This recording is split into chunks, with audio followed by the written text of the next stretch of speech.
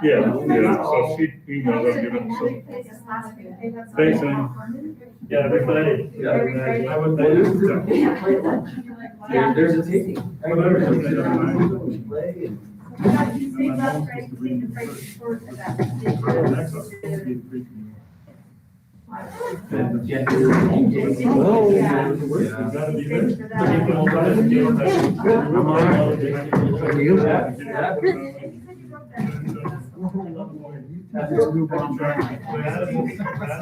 You can just move on. I figured it's not that big a desk. I need a bus, I need a bus right here. Right here. We just switch places. I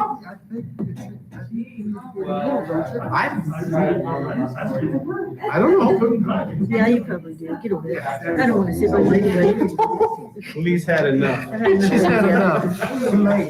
Guess what? She hadn't had nearly enough. Vice President. No, this one. It'll mess up our names. Darren's about that covered. Guess what? I can figure out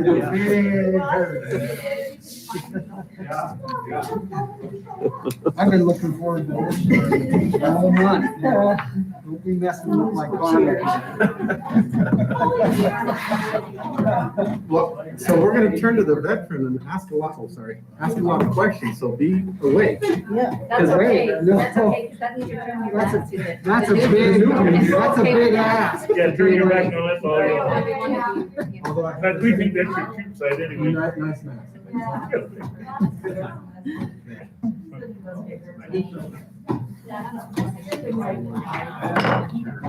I guess I ought to plug in again.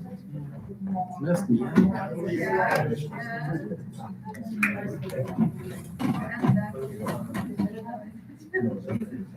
to give us an idea. Gotta do this to start with. Yeah, I too. Oh, yeah, I get those cameras, I get that. Why? This is a little finesse. This is I'm not afraid of that. the new guy. I've got the bigger ones than that.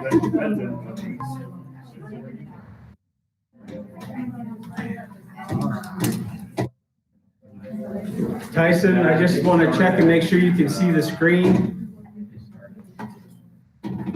See if he's still watching. He left you. Darren, are you on? Can you see if you can get a hold of him, just make sure? I'll Thanks. just look on there and see if I can see it. Oh, that's really all we need. That's a great idea. He's technology. He's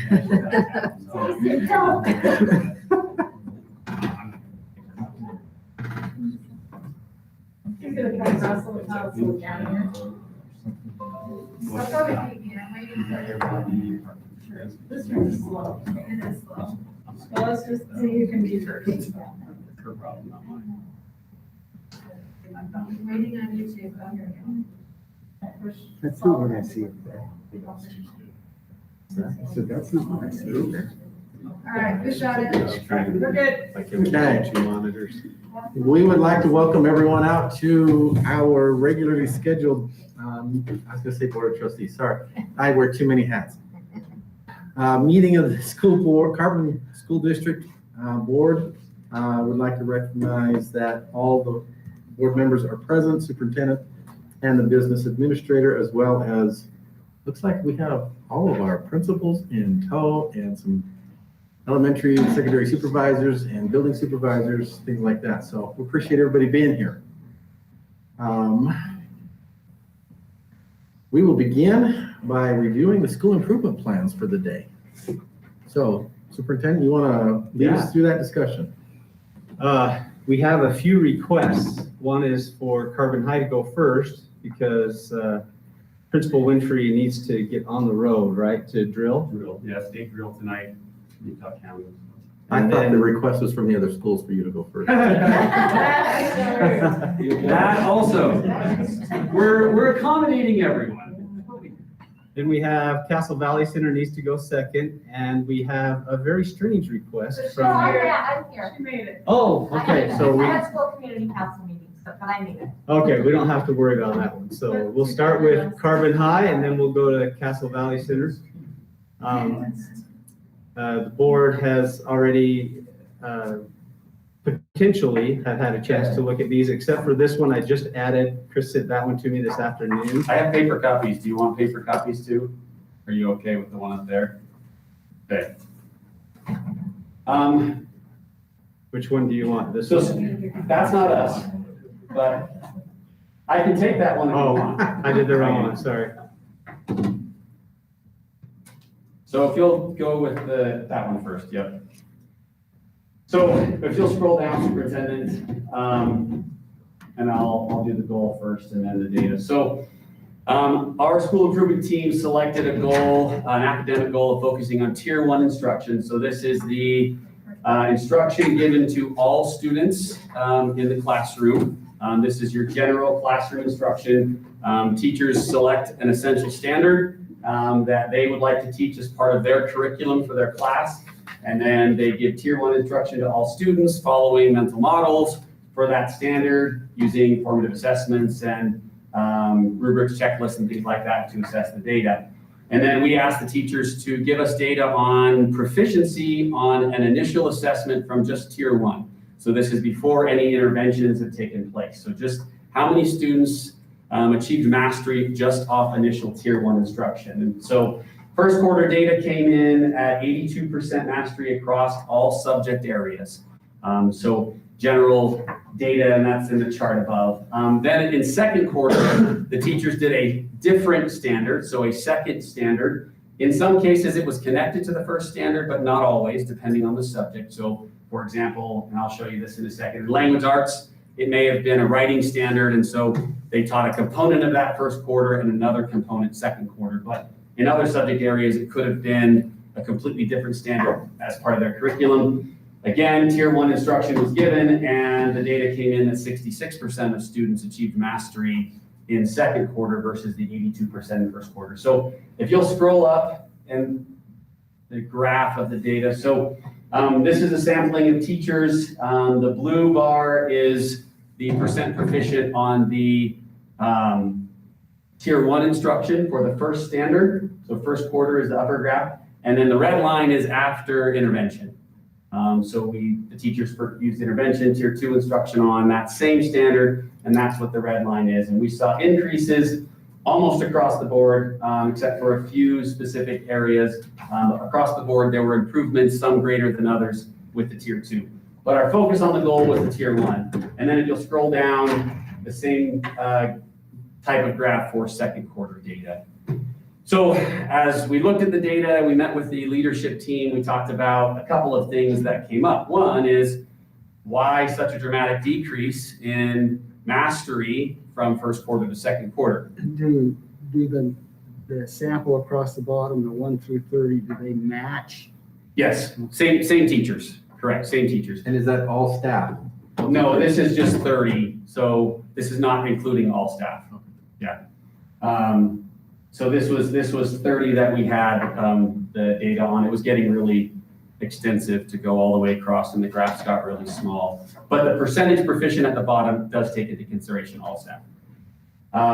So the question for the SLT was why is the data so different? Why proficiency in the first standard and first quarter so high, and the second standard and second quarter significantly lower?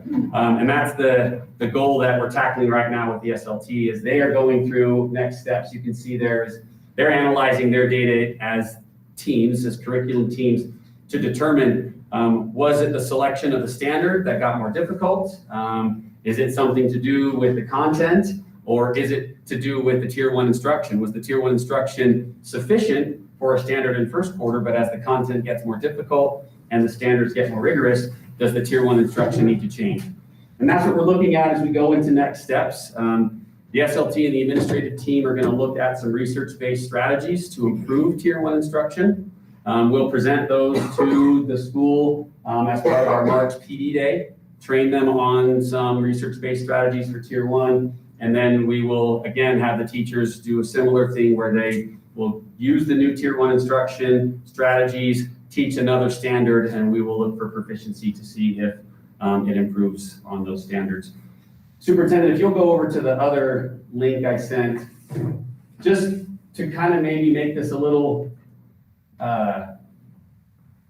more graphic, I guess. It's not the right word to use. So this is an example of a pacing guide for language arts. So this is what the teachers would be doing individually. So a 9th grade language arts teacher would select a standard for first quarter. This ties into the mental model. You can see I highlighted the essential standards there that they were assessing. And then if you'll scroll down, we collected data. So this particular standard on that yellow line there, there's a mental model, a rubric checklist, an assessment based on the rubric. 81 students were taught this standard. It was broken up into 3 different skills, and then you can see the proficiency on each of those skills at the end.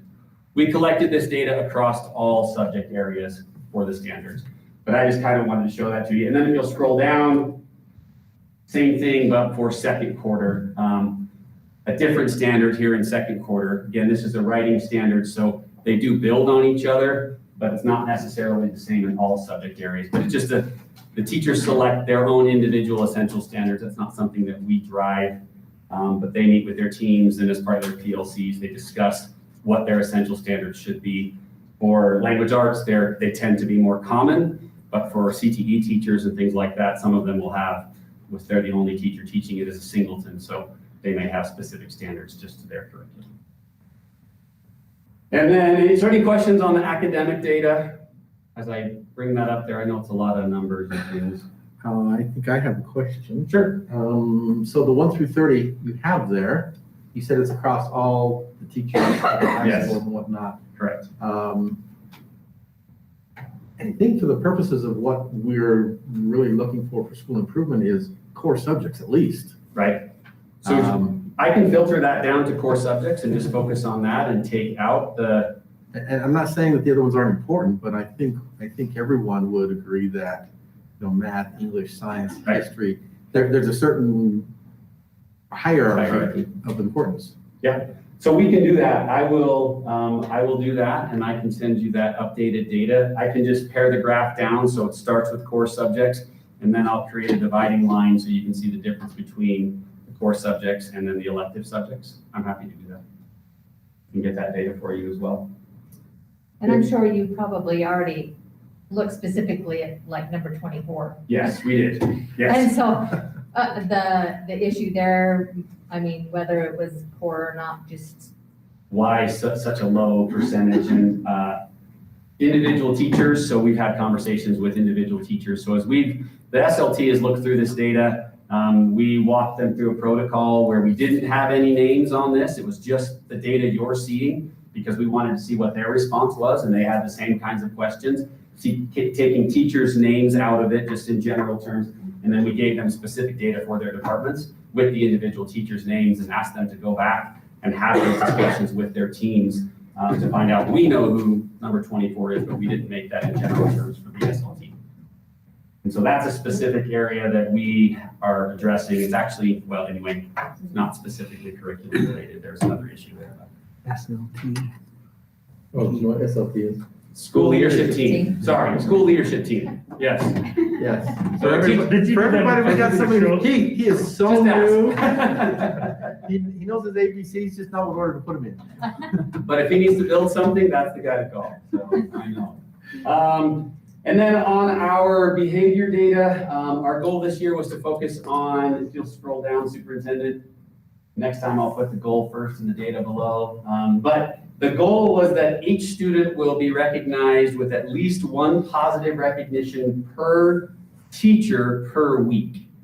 And it took a little bit to get going with the HERO data, with using it. It takes a little while to get high school teachers on board with, pulling up the app and doing the positive data. But the way it breaks down, we have 3 different levels that you can receive. So level 1 is 3 HERO points, and that's for following classroom policy. So for example, you teach a class and 3 kids are squirrely and out of control, but the rest of the class is doing what they're asked. You pull up your app at the end of class, you select the entire class, you uncheck the 3 squirrely ones, you give the rest of them 3 points. Then you can give 5 points for students who exceed expectations, so they go out of their way to help another student, those kinds of things. And then 7 points for just outstanding behaviors above and beyond. This is generally, we see students in the hallway who've been struggling keeping their masks up. And we noticed today they walk in and the mask is up and the hat is off. And it's like, thank you so much for taking the time to do that right. And we pull out the phone, they pull out their ID card, we scan it, it gives them hero points, and they're good to go. If you break all the numbers down, 21,235 recognitions divided by 975 students is about 21.7 per student. Over the 14 weeks that we've been actively involved in Hero, comes out to about 7.7 per student. We would like to see it at 10. The goal is 10 per student per week. That means in every class, at least once a week, they're being recognized for something positive that they do.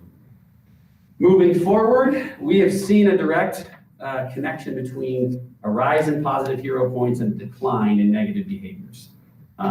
Less office referrals, less students being sent down for things, less issues that teachers are dealing with. So we're making that connection with the teachers. The more they recognize the student for the positive things they do, the less we are seeing those negative behaviors. So we're continuing to track positive behaviors. We've also uploaded the school leadership team discussed the 3 main negative behaviors they would like to track using Hero. And so we are now tracking those in Hero as well. So we'll be able to match the data specifically across the board. So we'd ask teachers to do that as we track that negative data and then continue to push to make sure that we are reaching that goal of trying to get every student to get at least 1 per teacher per week. And so if you look up top, you can kind of see, and I know when the board came through, I think for capital outlay, you noticed we had the table out and the students were actually using their hero points to buy, to redeem for prizes. We did a whole hero giveaway just before Christmas, the 10 days of hero. Students were able to use hero points to buy raffle tickets and win prizes. We actually ended up giving away way more than what we had initially put on there just because we had other things coming in. And so if you scroll down, yeah, that was the days. But on the last day, I think we gave out over 40 different awards for students who put their raffle tickets in for prizes. We have a whole list. It's displayed all over the school. The students have access to things that they can actually use their hero points to purchase, everything from headphones and AirPods and field trips and all kinds of things. The one we just recently added is we have started playing music in the halls between classes and at lunch, positive music, just good energizing music, and the kids love it. And so they asked if they could start creating playlists.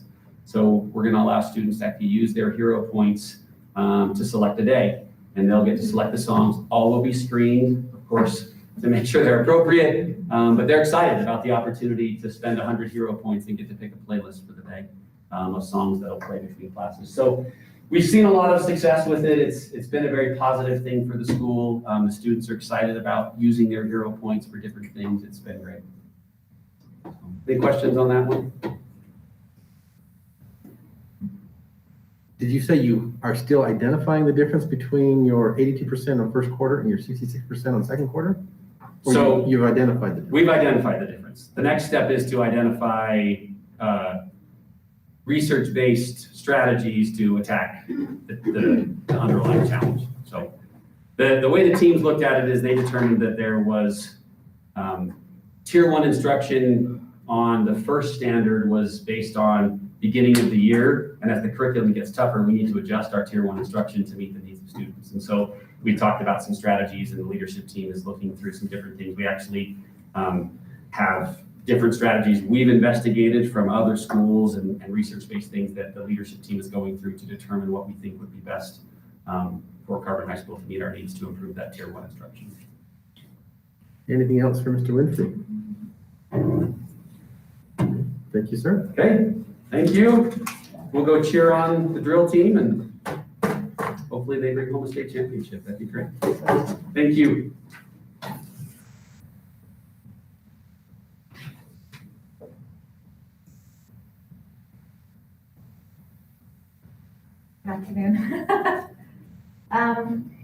Castle Valley Center. This is our school motto, our vision statement. We were able to get that kind of put together and printed up. So when we're looking at data from my school, we've been really trying to focus on the functional checklist that we developed and the reading and math functional checklist that we have also. We're really trying to find a way to tie our checklist to our IEP goals. We kind of struggled with that a little bit at our last SLT meeting. We kind of realized we have a couple of missteps. We need to get a little bit more familiar and try to tie it specifically to what we're doing in our school. So we've kind of broadened what we're doing with that and trying to get some more input. We really spent some time in January at our meeting discussing what was the purpose of this checklist, because one of the difficulties at my school is school-wide data doesn't really exist. You can't take everything and make it school-wide. It's very difficult to find out how to do that, and because everything's individualized, every single bit for the students. But can we focus on broad concepts and things that we can apply and then individualize under that? One of the other pieces that we also realized in January is that one of the reasons we developed this checklist was for parents. Many of our parents who sit in our meetings because their students are so significant in their disabilities that all they ever hear is how their kids don't meet, and you can't change that. So our checklists were also designed to give them a more positive framework to see their students. Like, here is the progress. We can show you the progress they're making. It won't show up on a standardized test, but it will show in our school. So that's part of our next step, is to try at our next parent-teacher conference in March, is to reach out and see if we can get all of the parents to become familiar with our checklist, understand what we're focusing on in our school, and then also get them to complete it. And then kind of see where that data gives us. Like, is that close to what we're seeing? Are we seeing differences? And does that help us kind of target and include parents in on that IEP process to maybe get a little more targeted in what do parents want and have them be more active versus just sitting and hearing this language and hearing this negative thing all the time. So with that data, we're hoping to also maybe gather some more information with their IEP goals. Are we meeting their IEP goals? And my principal meeting with the district team was kind of a suggestion. I think we're going to expand on that. Can we really start tracking? Are we meeting IEP goals? Are we seeing the progress? And what does that look like? I don't know if you have a Can I question. mention something? Amy is not going to brag about this. She's going to gloss over it, but I'm not. This is her first year at Castle Valley Center as principal, and one of the first things they did is they worked really hard to develop, what are we doing here? Why are we here at Castle Valley Center? That's a huge question. It's very important that we are able to answer that question. And I just think they did a fantastic job. They are there to help students to access the community, something that's very difficult for many of the students there. Increase independence. I had a hard time reading it. To increase independence, to learn functional life skills, and to have positive and meaningful interactions, and to be happy. And I just think this is so important because they are using it every day to decide, is what we're doing matching what we're trying to accomplish here? And anyway, I just wanted to point that out because it's a big deal and it's important. So, anyway. And with that vision statement takes into the behavior part, which we're also taking our checklist, our vision statement. We've been able to do lots of really fun things. I didn't think we would be able to do it with COVID. I just thought, how are we going to do this? But I have to tell you, I think it's worked great for us. We've been really able to just pull things together and get creative and make it happen. We're really working and trying to take that checklist, take our school behaviors and say, here's what we're working on. Now what can we develop as an activity that supports that?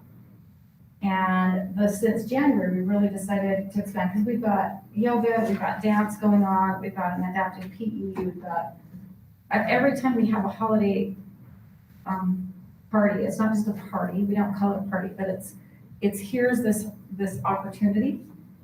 Now, what can we focus on from our checklist? What can we focus on from our school behaviors? And what can we build in that framework to give them opportunities to request and to do? Our concession stand activity has been phenomenal. I've seen the progress. I can't believe how fast they're picking up on it and the opportunity just to adapt. Counting, choosing, for some of our students, it's just making a choice. As some students that started out, that you couldn't even get them to attend to 2 objects to pick from. Now they focus on it, now they pick what they want. I mean, just something as simple as that with our activity. What we decided, again, in that January meeting, is we decided we needed to get more targeted with our checklist. And this is maybe we weren't quite ready to start tracking it in our IEPs, but we need to get more familiar with it and more targeted. So what we're gonna be doing is taking every month, we are picking an area in that checklist, and we're saying, here's the skills under this area. Now, what can we develop in the next coming month to start doing that? For instance, this month, we're doing mail and letters, focusing on nice words. We have mailboxes down our hallway. We have a mailbox. The kids are picking somebody they're writing. The higher functioning students can actually write a letter, and they can have an address it. I just did it today. It was great. I had one of the older students come with me, and we got the mail out. We sorted it, put it into groups, and then we went and delivered it into their mailboxes, and they matched the number. We're able to put it in there, and he did phenomenal today. I was really thrilled with that. We initially thought we were just gonna do that this week, but it's come together so well, and finding that as we start moving this direction, then we're saying, how can we keep doing this? Can we make this a weekly thing after this? What can we do? But to try to get some really focus on that checklist tied to real activities. March, we're gonna be doing community and safety signs, learning the vocabulary, but hopefully at the end of March, we'll be taking the kids out and actually practicing, like crossing a crosswalk. We're teaching that. We're gonna build a crosswalk in our school somewhere.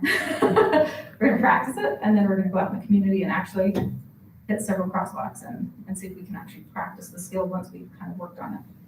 Hoping not. I think we can do that one out with COVID. Anyway, questions, thoughts? How many of your students can actually be a part of that? Can every student go out into the community and do that, or is there some that everybody could do it? Absolutely, every student, and that is something that when I really have started working at it, I let go of it has to look a certain way. What has really worked for my staff is to say, here's the idea, and then if I back up and just let every teacher adapt it for every one of their students, they might not be able to do the full thing of it, but they can do a piece of it. Mhm. So some students are just looking at, maybe they'll just recognizing the stop sign or the code red. So even though they might not fully be able to do it 100%, they can do a piece of it, and then we're gonna keep adding on to it. And I feel like the more we're doing that as a staff, then we're gonna keep building on that every time we do these activities. They're working here, now they're ready for this step and this step and this step. So yes, every student can participate in some way.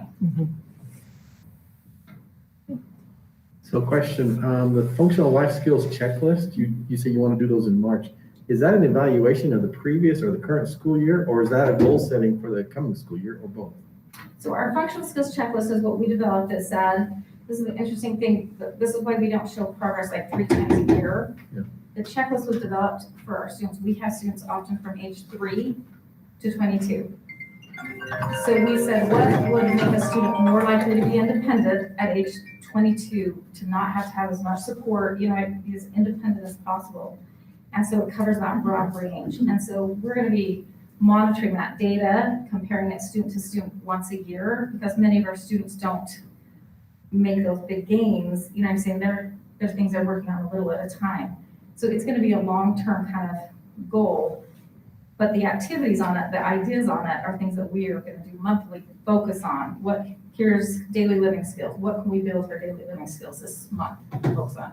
Here's community safety. What can we do to kind of have an activity to help them learn the skills under community safety? What is social interaction? What is communication? So those are the different areas on that checklist that we developed. And then it kind of just guides us into developing some activities to help build those skills and learn them. So here you have, the parents are going to complete that. Yes. Are they going to know that information, or are they going to Yes. be coordinating that through their instructors or the teachers, or how's that going to work? Yeah, the functional life skills are things that you do in and out of it. It's not specific to a school by any means. I'd be happy to send you a copy or. I just don't, But they'll be guided, as you can see, this will be collected during parent-teacher conference. So the teacher will sit down with them and help them. We're gonna talk to them. There may be some that don't do it as well, or maybe they don't understand that the teachers all agreed that they would make out and have a personal contact with the parents, explain the checklist, explain exactly what it is, explain how to fill it out, but more importantly, explain what the focus is for us, and then say, we want what you see outside of our school. What we have to find with our kids with severe disabilities is sometimes they can do more with us in a very supported setting that they maybe aren't doing out. So we want to see where that gap is. What can we do to learn it here and then take it outside? So the parents give us the community view of it. Here's what it looks like outside of our school setting. And then we're hoping, I have to be honest with you, we're kind of toying with it at first to see how parents feel about it. So I'm not 100% sure how they're going to respond to it. I think they're going to respond very positively to it, but it's an initial, let's see. yeah, I was just thinking that in some cases, you're gonna have some parents who say, my child can't do this stuff because I've never seen them do that. Well, at school, they get the opportunity. They get pushed, they get encouraged, whatever you want to call it. But at home, they don't, they get protected. Exactly. And so part of this is for conversation. So that's where I'm hoping long-term. I'm just not quite there with my staff yet, but we're going to get there where if we're getting that information and then we're collecting that information, when we're sitting in an IEP, we're saying, here's what we see, here's what you see, how can we bridge the gap? So it will be. Right, absolutely. I think that the goal is to get us united. And if, instead of us just doing our thing and parents doing their thing, if we're doing the same thing and focusing on the same area, we're going to get much better progress.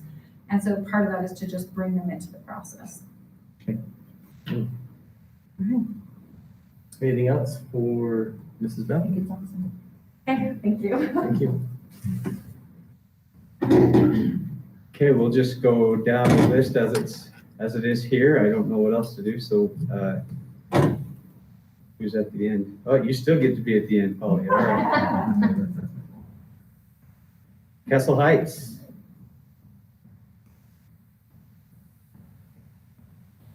All right, well, good afternoon. So we have our data wall there, and I attached the data for beginning and mid-year data for the DIBELS, the kids ABC, and then also our highlighting math. Even though we don't have any official math goals this year, that is in the works, and so we are continuing to look at the math data to see where we need to go. So, and then I did do the comparison of last year versus this year, just so that you're able to look at that. So right now, mid-year, with our DIBELS data, we have overall a school average of 58% of our students proficient. Our school goal set at the end of the year overall would be 68%. So I'm confident that we'll easily make that 10% gain and exceed it by the end of the school year. With our kids A to Z, RAS kids, that is the end of the year benchmark. So this is measuring where kids should be in May. And our school average at the middle of year testing was 26% of our students proficient, meeting the end of the year benchmark, growth of about 15% from the first of the year. And comparing that to last year at this time, it was 27%. So pretty similar to last year's numbers. So I think we're headed in the right direction there.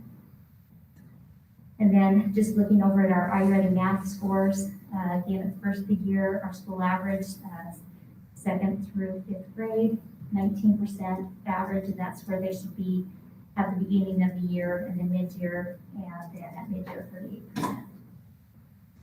And then I did include second with our phonics assessment that we're giving to our kindergarten students, just our mid-year, where our students are at end of year expectations. And so kind of going through there, you can see the number of students that are proficient meeting the end of year expectations.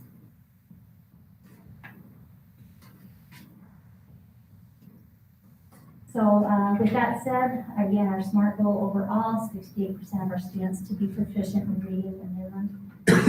Right now, we obviously have some growth to make according to our kids A to Z, but I'm confident we're on the right track. It'll also be interesting to see how those scores compare to our RISE testing. So we'll have some data at the end of the year to use to kind of look at the different testing, just to see how valid is our testing. And we do our interventions this year. It was part of our goal last year to do tier 3 interventions. This year, we've actually been able to just kind of jump into it and do that tier 3. So in response to intervention, you have tier 1, tier 2, and tier 3. Tier 1 is quality instruction in the classroom that 80% of the kids should get the concept from good quality classroom instruction. Tier 2 is where you do smaller group, and you reteach those skills on the level that the kids need. The tier 3 intervention is when you look at the data. We have a semester of data where we have quality instruction in the classroom. We've had targeted interventions, and we're just not seeing the growth. And that's when teachers start coming to me saying, I need to put these kids in special ed. Well, that's not the answer yet. The answer is that we do targeted interventions with them one-on-one, which I call drill and kill, 5 days a week, specific to that student, to see if continued exposure to that concept, if they're able to make growth and then collecting that data on a weekly basis. We've only been doing this for about 3 weeks, but I was really excited when my first grade teacher came to me, and the feedback she gave me last Thursday was, I just progress monitored my kids that are in tier 3. She says, Wendy, we are filling gaps quick. And I said, I am so excited, because if we can fill these gaps in kindergarten, 1st, and 2nd grade, then we're not have to fill gaps 3rd, 4th, and 5th grade, where we can focus on other things. So again, we're just at the beginning stages of it, but it does seem to work. Our behavior SMART goal, using our HEROES data, irresponsible behavior received the highest logs from teachers, and our positive behaviors, we want to see kindness increase.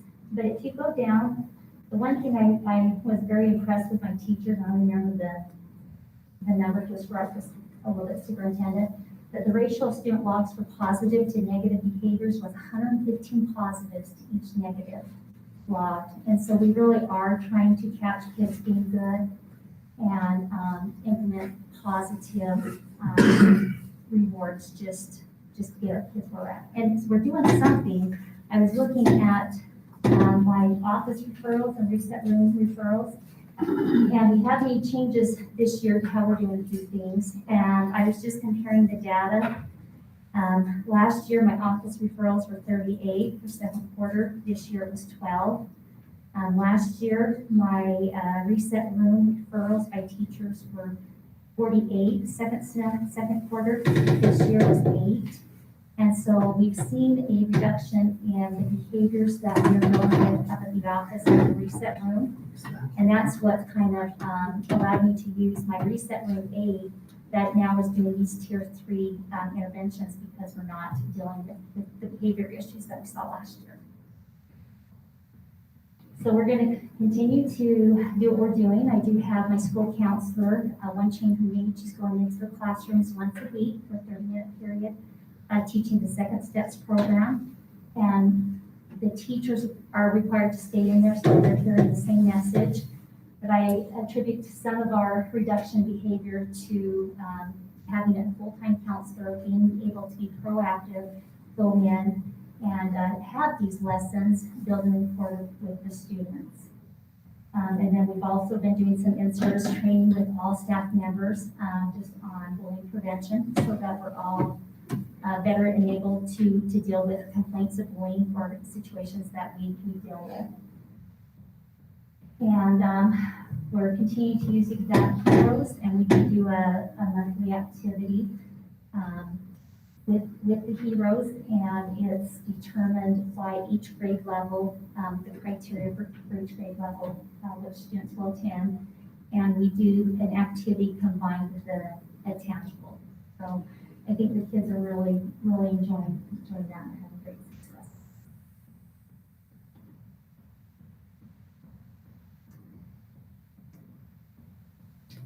Any questions? questions? No, what great reduction numbers, wonderful. Yes, And the behavior. it's freed my time up so that I can do other things, I don't know, observations. but I don't know if your data shows, Superintendent, go down one page. And I don't know if this is because we let everybody out of school in last year, but if we take in any of those categories, the tan to yellow, and we compare first grade with who were first graders last year and now first graders this year, in every category, there was a drop. And I don't know if that's because we just lost a quarter and a half. So So we looking see at our that first across grade from everybody's last year, schools. this year, for example, the kids A to Z first grade last year are moving from 5% beginning of the year to this year, I'm not sure how much. So if you're looking at- first year there, If you're looking at same kids, you're Okay, good, looking and then and last year's first to this year's second. this year, yeah, and so last year we had 5%, and then that same group in second grade was 1%. Yeah. I would definitely say missing that last quarter, being a former first and second grade teacher, is when you see an explosion of growth in kindergarten, first and second. It's where they pretty much been introduced to everything, and now it's time for that spiral review of practice, practice, practice, and they unfortunately did not get that. yeah, just interesting, every single grade and every single category lost ground. Yeah. Any questions, Mrs. Slupke? No, thank you, Mrs. All Slupke. right, thank you. One point, are we good?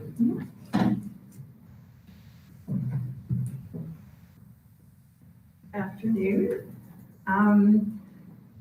So when we're looking at our data, it's going to take some explanation. So we're just going to jump to the goals and then I'll explain the data. So our goal, and we reworded this probably 3 times and it's still not where we want it because of the explanation. It's taking a lot of, I don't know, it's taking a lot of my time to be able to actually find the numbers that match the statement. Does that make sense? There's not an easy formula. So it says 70% of our students testing below grade level will make at least 1.5 years worth of growth. 100% of our students testing at grade level will make 1 year's growth, stay on grade level, or complete C2 according to RAS assessments from the beginning of the year to the end of the year benchmark. As of right now, we have 41% of our students that tested below grade level as determined by RAS that are on track to make the end of the year goal of 1.5 years growth.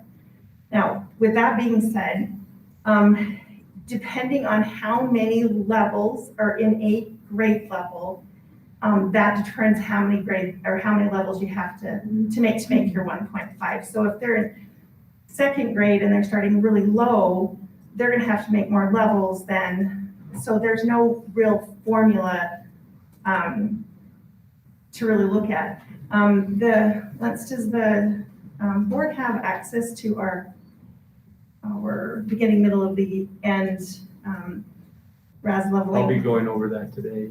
Okay, because when I put green bars in there to show beginning of the year, expectations, middle of the year, and end of the year. So it's really depending on where they start. You just look at a year and a half. You count down for a year and a half for that. So 41% of our students that tested below grade level are on track to make end of the year 1.5 years growth, according to looking at that chart, which is not where we want to be, but it's a start. And then 92% of our students that tested above grade level or at or above grade level as determined by RAS are on track to maintaining or testing out of RAS levels. We only have one class that not 100% of their students that tested at grade level will stay on grade level. And that's just looking at beginning to the middle of the year. Hopefully we'll be able to change that and change that trajectory. thank you, that one word, and move all of our students. But that does reflect only one class. And then, go back. Did I get it all? Oh, 50% of all of our students are projected to make adequate growth. And so that's taking all of our students that tested below, all of our students tested on, putting them together. And so 58% of all of our students are projected to make the growth determined on whether they tested at above or below. And then, and I added this, and we're not using in our goal, it doesn't talk about DIBELS, but it does talk about growth. And so I wanted to add that into our data. 71% of our students are typical or above typical growth as determined by DIBELS or Acadian's Pathways to Progress. And then you can scroll down. So the first two are our RAS, or our Learning ABC. So first grade, 25% of the students that tested below are projected to make a 1.5 year growth. Now in first grade, we have, that's the biggest range. They have to test through the biggest, the most amount of levels. But 100% of those that tested on grade level are expected. Second grade, 50% of below are expected to make growth. That's the one class that 60% that are at did not make adequate progress from beginning into middle to show that they would stay on grade level at the end of the year. Third grades, 50% that were below are projected, 100% that were above. You guys can read that. I'm reading it too, you can read. So our school totals is only 41% of our students right now that tested below are gonna make that 1.5 year increase. 92%. But really looking at, and the superintendent did say that my data didn't match our goal, but it's I wanted you to see the growth. So when you're looking at typical growth in DIBELS, you're looking at if a student tests here, of all the students that test right here, where do they all get to? And these numbers were, I've worked with DIBELS and Pathways to Progress for a long time, and I've never seen numbers like this. I was very excited. So, I mean, we do have some holes, we do have some areas that we need to work, but to see that 91% of our kids in kindergarten are making typical or above typical growth, 83%, 50%, 78, 72, 51, or 53. The majority of our kids are making adequate, and this isn't just adequate growth. Most of our kids are making above typical growth in their reading. So our next steps were to increase our time in Just Right texts. So we've put times in to the schedules. Teachers are having kids reading more independently in their level books, and they're also having them read a little bit more in their level with, I just drew a blank, not RAS kids. With something else. Why can't I think? Read naturally. What's the other one? I knew. And another one. Oh my goodness. It's ReadWorks. Okay, sorry. And with ReadWorks. And then, so we're starting with that. Teachers are identifying specific skills and strategies that are lacking, mostly are conferring with our students' data in the upper grades, and then diagnostic and screening data in our lower grades. So we're increasing the time that we're conferring with our readers and providing that individual support and skills. And this is new to me. I mean, I know that what like writing conferences and things look like. So this is new to me, and Stacy and Lance have been really helpful along with the other principals to help me get on board with conferring with students. And then we're providing extra paraprofessional support in grades 1 through 3 to help the students that struggle even more, to give them more reading time with support. And then we're providing more training with paraprofessional staff on research-based and evidence-based best practices. And those will happen on teacher work days when the staff comes in, and we're adjusting the schedules so that I can keep them on Mondays a little bit longer. Our behavior SMART goal, so after developing and using a school-wide system to track behavior, we established a baseline, and then we were going to decrease our incidences. Well, we didn't, the incidences that we were going to decrease went away. So like the lockdowns, I guess, that happened last year and things like that.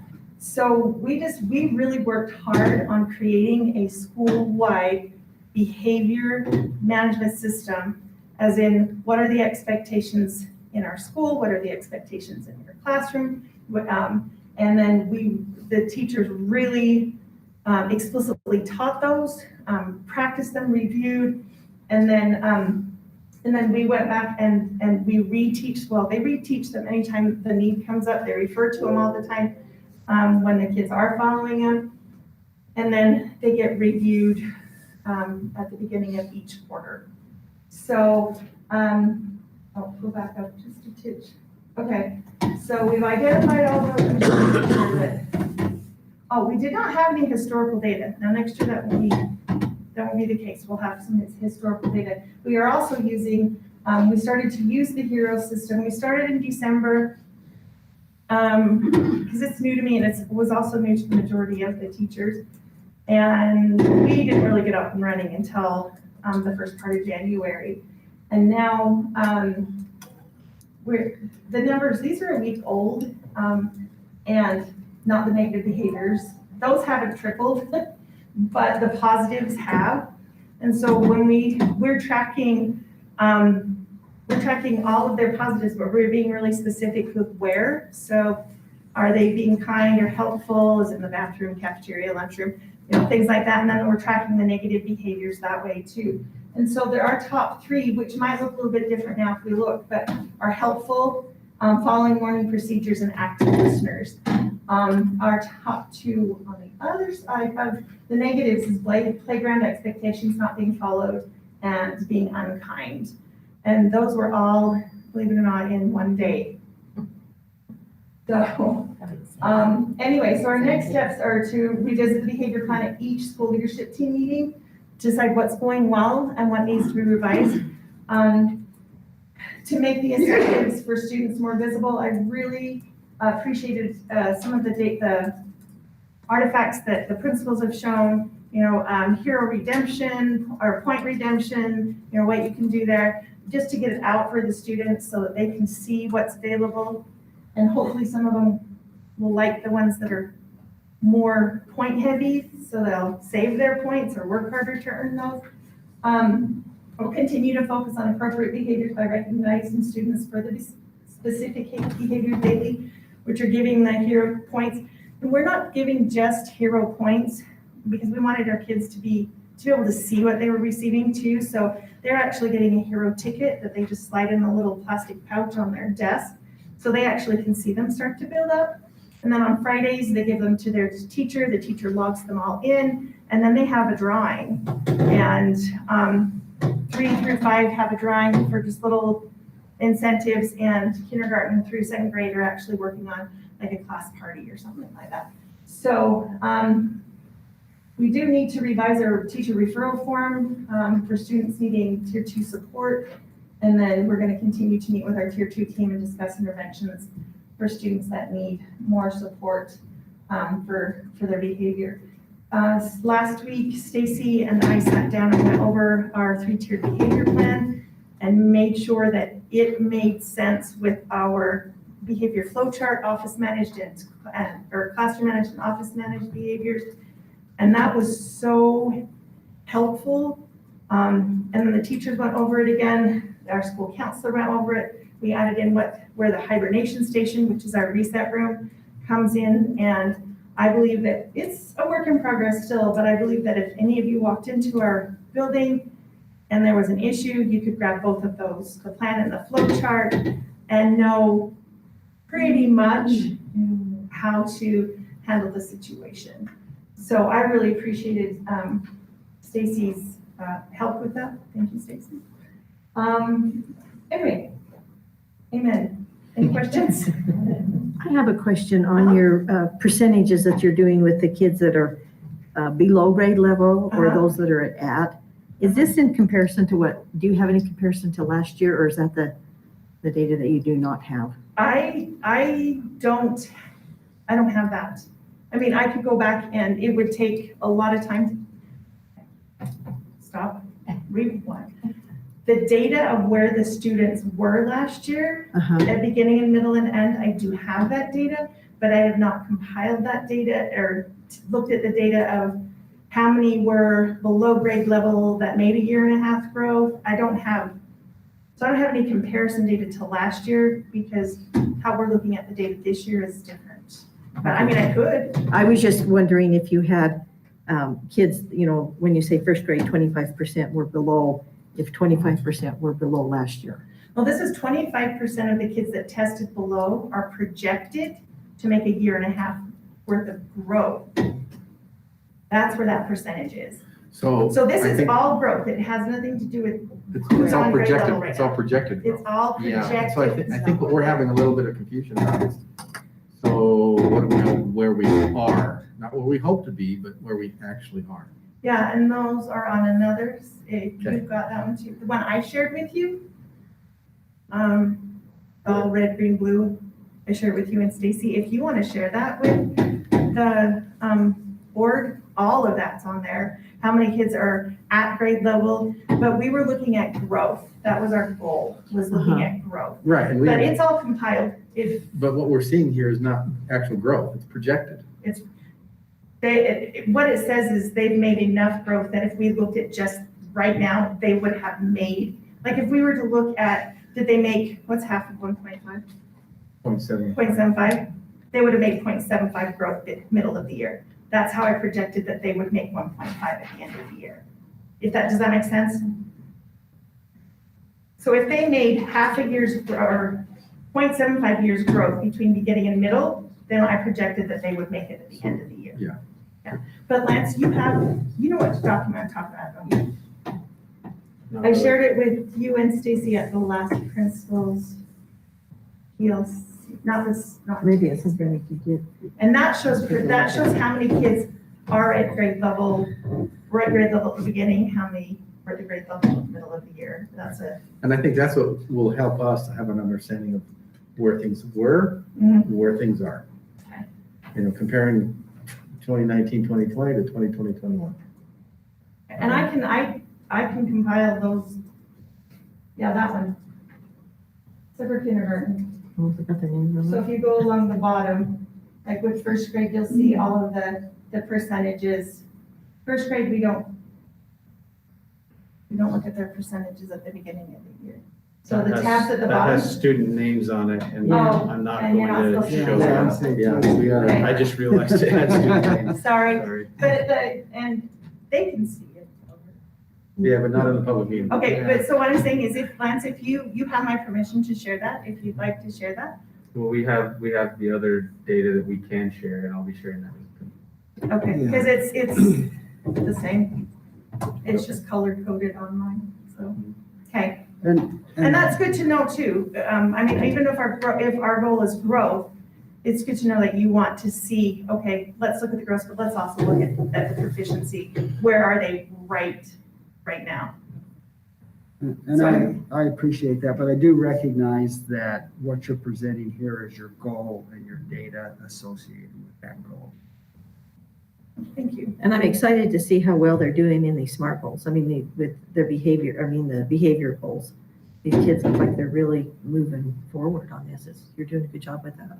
I think that had to do with just creating that school-wide behavior management system and classroom expectations, school-wide expectations. You set the expectation, then they'll Yeah. reach them. They just needed to know what they were. Yeah, so it looks really good. Are we good? Okay, thank you. Anything else? No, thank you. Oh, thanks. Creekview.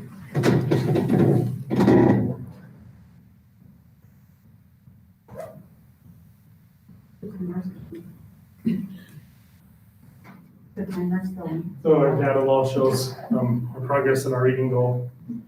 Unfortunately, we didn't get to see the end of this last year with with COVID, so we actually ended up setting the same goal, is to hit,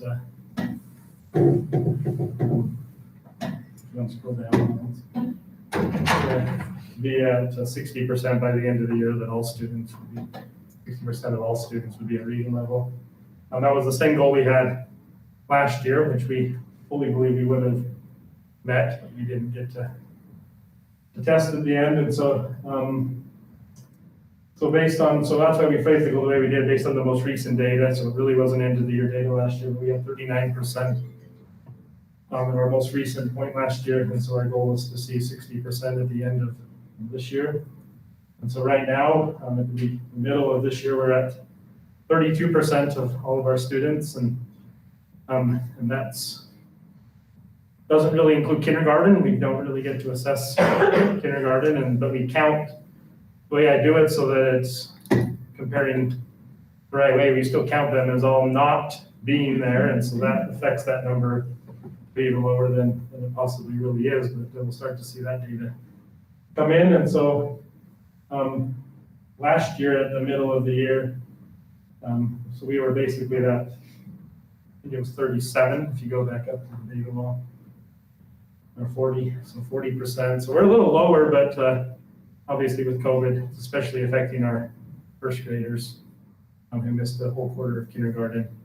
We still expect to make that up, but at the mid-year point, we're still seeing that those numbers are lower than they would have been in another year. So that's where we are, but we've collected, so the other picture up there shows our wall in the gym that we have, that we hang up a card for every level that's been increased. And so there's been, at the halfway point of the year, there was 1,400.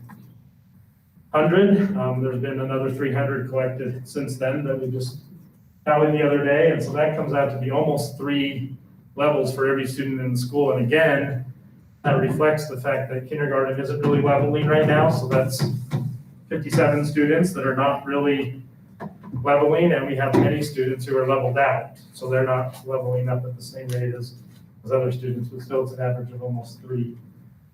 So our next goals are,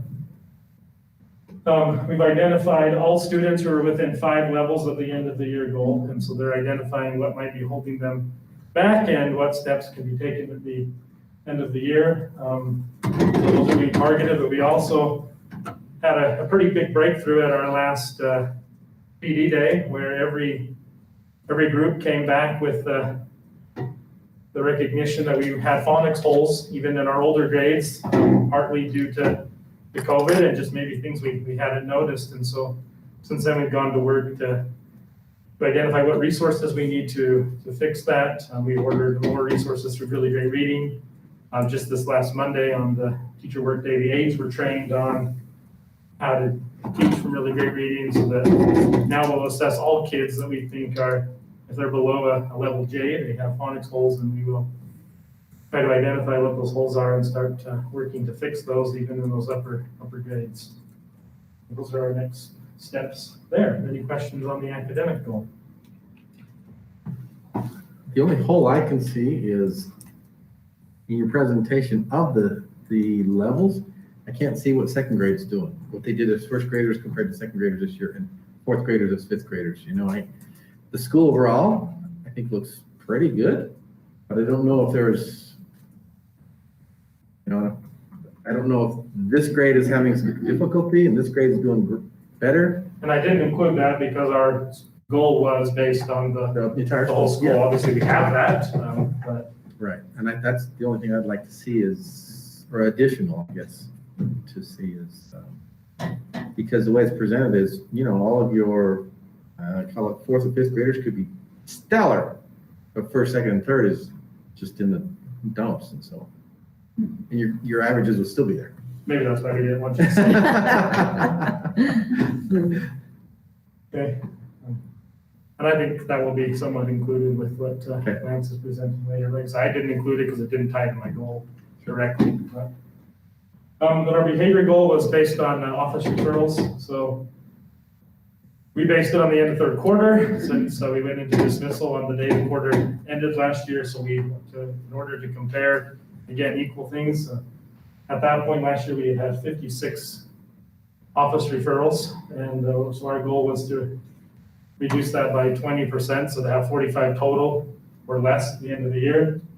After 2 quarters, we've had 15, and at this point, last year, there had been 36, so we feel like it's looking much better. We've cut it even more than in half, and there's been 43 refocus referrals during this time, but we've recognized 4,710 positive things during that same time with our coyote tracks and postcards and things that we do. So we're going to continue to reteach those school-wide expectations. During second quarter, we targeted respect. We felt like the kids were really struggling in that area, and so we retaught what that looked like in all different places in the school, what it looked like in the hall and at recess and all of those things, and that seemed to get better. And then we noticed we started to see an increase with responsibility. So our step for third quarter is they're focusing on responsibility and reteaching kids what that looks like, and to see if maybe we can improve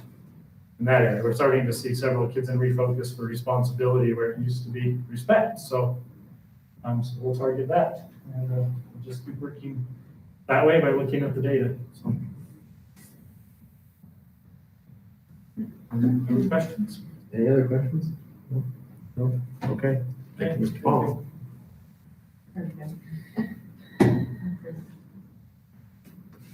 Go for middle.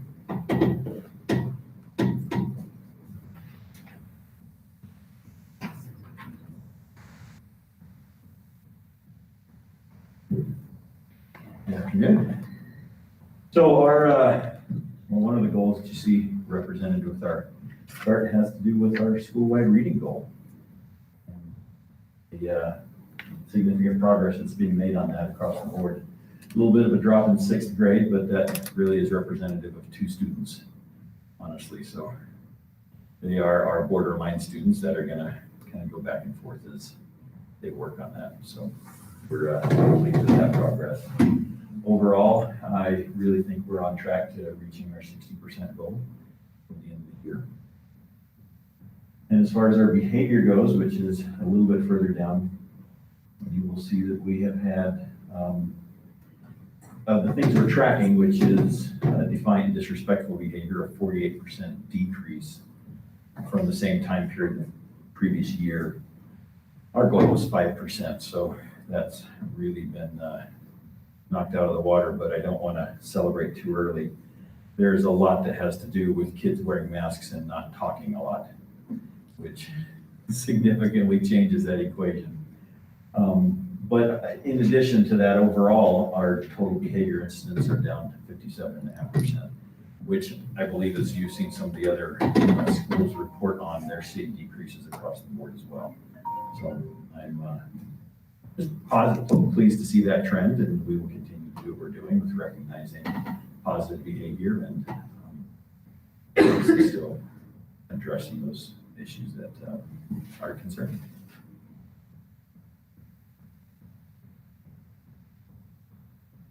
How's the construction? We have a new door in. So just to give you a quick update on things that are going at the school, now that you've opened that door.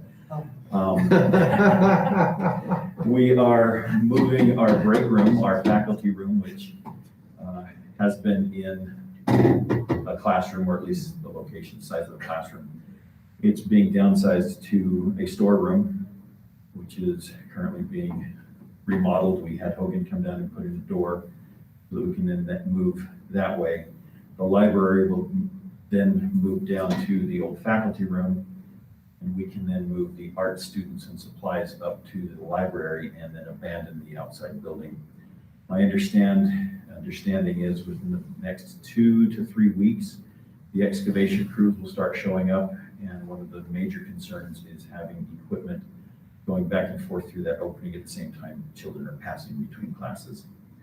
And the first step is to then actually build a new parking space on our football field so that we aren't parking in the back where all of the construction is going to be going. So there's still a few things to put in place. A lot of stress is occurring around that, and a lot of people are putting a lot of extra time and effort to happen. pleased with that coming along though. Hopefully the end result will be worth it. That's what we look at. Yeah. That end result. Yes. So we're very hopeful that is going to turn out the way it is. And there's still a lot that isn't decided and the timelines just aren't there because bids aren't out and we're not meeting with the subcontractors and what they're there. So that'll all get solved as we get closer to it. Okay, anybody have more questions for Mr. Bradley then? If not, thank you, sir. Thanks.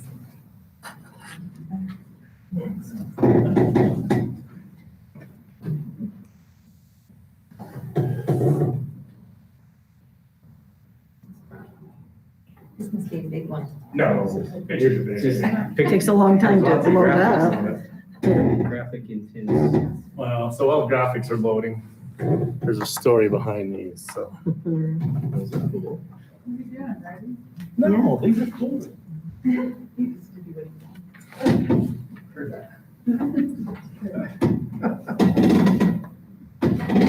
gonna take longer to load than I'm gonna be up here, Lance. That's my goal.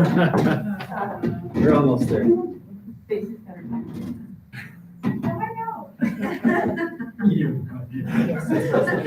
Okay, in the interest of time, I'm gonna explain the shifts to you. So if you can look at our 6th, 7th, and 8th grade, when we look at our data wall, they were flags. And if we go down to our goals, so go down a little bit, Lance, and I'll show you the picture that I want all of you to see. Right here is where we track our data, and you can see that there is no data on there right now. Because here's what's happened, as we go down to our beginning goal, our goal was that we would have a 10% increase per grade level based on our scholastic reading inventory scores. As you can see, when we tested in December, we've already met our goal in 6th grade. We're so close, we're at 9% in 8th grade, but 7th grade's a little bit lower, we're gonna talk about that. So we needed to redo our data wall. Our Peak kids who have these new resin 3D printers decided the flags were boring. And so they made these ships that we're gonna put on our data wall and with their resin printer there at Moharman because the flags were too boring. So they wanted you to have these ships because they made them in class. And that's what's gonna be on our data wall now, since we're having to redo it anyway because we've seen such phenomenal growth. So there's the story behind your ship. So those are resin printed in the classroom, and this has been asked you for class. How are you gonna, actually, are you just gonna mount these on the No, wall? so they've got the little stickers like you stick on Okay. your window, it's gonna stick, and then they're gonna Alright. move them up and go up. I got you. And they're gonna paint them different colors to be the class. Okay. That was their idea because they told me the flags were boring, the ships were better, and I agree, the ships are cool. So, really excited to see that growth. We have our 30-minute intervention period, where we're really targeting, and we'll talk more about that when we get into the reading stuff later today. Really targeting what we're looking at. You know, we still have kids that are working on short vowels, consonants, and still at a kindergarten reading level. But to see that growth of students reading on grading level, reading on grade level has been phenomenal. So we're gonna keep that going. Our behavior goal, if you'll notice, for those of you who've been around a little while, we were looking at tier 2 and tier 3 behaviors. We saw last year that they became so low that we dropped those. And so we started looking at just behaviors that dealt with, I'm sorry, my brain is still foggy from COVID, it's terrible. That have dealt with office referrals, and for us to look at that at this point in the year and only have, 14, 15, 16, 17 office referrals at Mount Harmon for our 625 kids has been phenomenal. You look at our engagement, we've got 825 kids student recognized for that, 538 for personal responsibility, 255 for discipline. We have 2 other things that we track, those are our top 3. So we're really excited about how our consistency over the years have led to this very drastic change in what we're seeing in discipline behaviors at Moharman. Just a brief review of what we do with our Pirate Pride cards. They get 3 postcards, which are handwritten postcards that go home every week per teacher. That's for exceptional behavior that they're seeing in the classrooms and the hallways. And 3 per day that go home for positive behavior. We get weekly during lunch, Davy Jones Locker, if you've been over there with Maureen, she's giving her Davy Jones Locker, and our librarian, Mrs. Montgomery, Officer Judd gets involved with this. That's fun, and then they go into classrooms and celebrate their positive growth too. So we have some uptick in issues that we noticed in our commons area during lunch. So we changed our monitoring there, but really glad to see what we're seeing. To see that kind of discipline numbers versus what we were facing 4 or 5 years ago is phenomenal. Yeah, for those over there, that's unbelievable. Questions? Anybody? Okay. Sally Morrow. Wait, let's start talking. He's made me a bet, he thinks he's gonna take, so sorry, I didn't time I can bribe you guys if you help me out. We'll wait for this to vote. We might have just a little bit of a I'll just hurry. internet issue. I just froze up.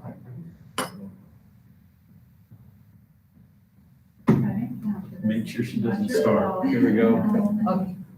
All right, there's our wonderful data hall, not data wall, data hall.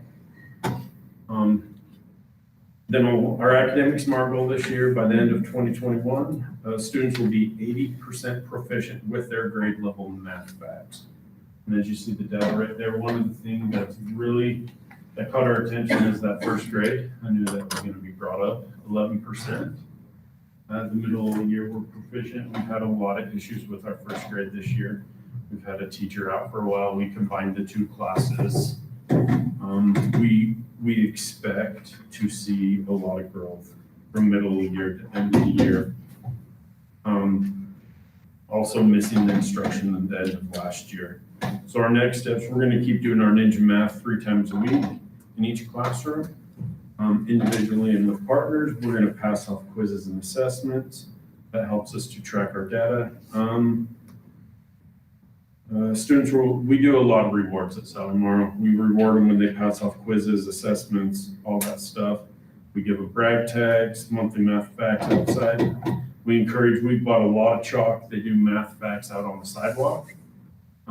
Rick Shaw he came up with his drone and shot a video of the whole school outside doing their math facts. And then our math interventions at least 3 times a week.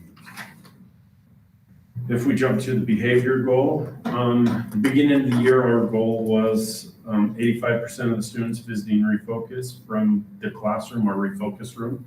We'll do so only if needed and after a teacher has followed the behavior flow chart for the classroom management. With that, we saw an issue where teachers were just sending their students to the office because they weren't prepared, they're not on task, some of that stuff that is classroom managed rather than office. We had 24 incidences requiring the office, an office ticket or a Refocus card that were recorded this year so far. Of those 24, we saw that 5 of our second grade students, the fighters, I think they were 18 of those incidences. So we sat down and we said, hey, we need to set a new goal.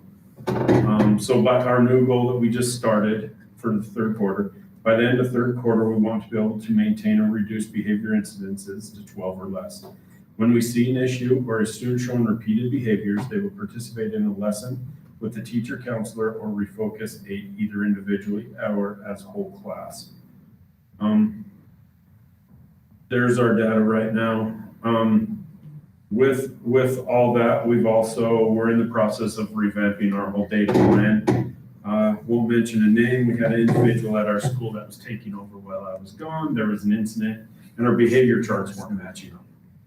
So we're going through that process right now of making sure everything matches up. So our next steps, the teachers will continue to use their classroom management strategies and follow the behavior flow chart. We're working on common documentation to track classroom behavior incidences before they progress to Refocus or office ticket. So that's in our plan right now, is we were tracking the office ticket, the Refocus room tickets. Now we're going to have classroom management tickets that we can track those two and get interventions into the classroom before it turns it into a office or a Refocus ticket. We're going to review and teach support staff on behavior flow chart, classroom management strategies reviewed and taught. We're going to hyper focus on repeat offenders. We're going to have the behavior aid will communicate lessons taught with the teacher. So if that teacher had a student in refocus, then that will be back to the teacher communication part. Counselor and behavior aid will give preventative lessons as needed. Flow chart, and after creating and distributing school-wide expectation posters, teachers will review and reteach as needed to the students. So it's just something that our behavior we're revamping right now. Questions? I can't even pull it up anymore. I'm froze out. Time. The wall looks really good. I like that. No, and I want to give all credit to our SLT team That's as awesome. well as Ben Still in helping. That's really Who donated all that. I'm trying to. You won't even wait till- Won't log out. Get the close it. Okay, we have Wellington is our last one. I just- See, I think you're gonna run one. You're on the demo sheet. No, this is request for demo. I just want to log in. We kept with the same thing they started with last year, using the gumball machines.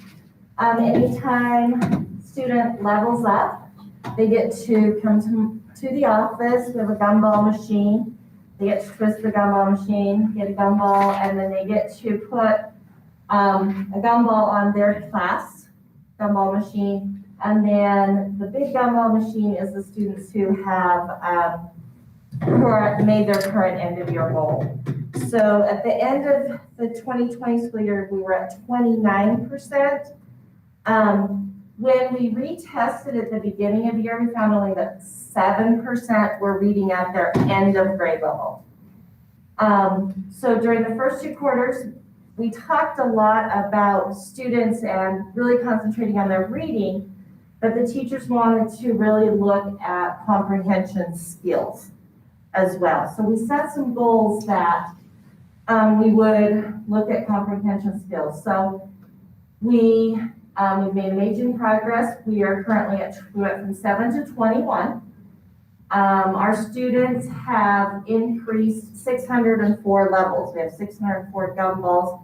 So students are making progress towards their goals.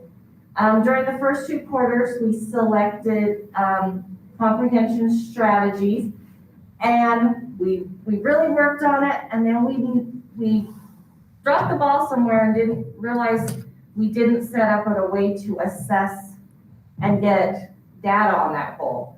So when we met at the beginning of 2nd quarter, we set up okay, which assessments are we going to use? How are we going to assess that they know how to find and write their answers? And that was taught in kindergarten through 5th grade.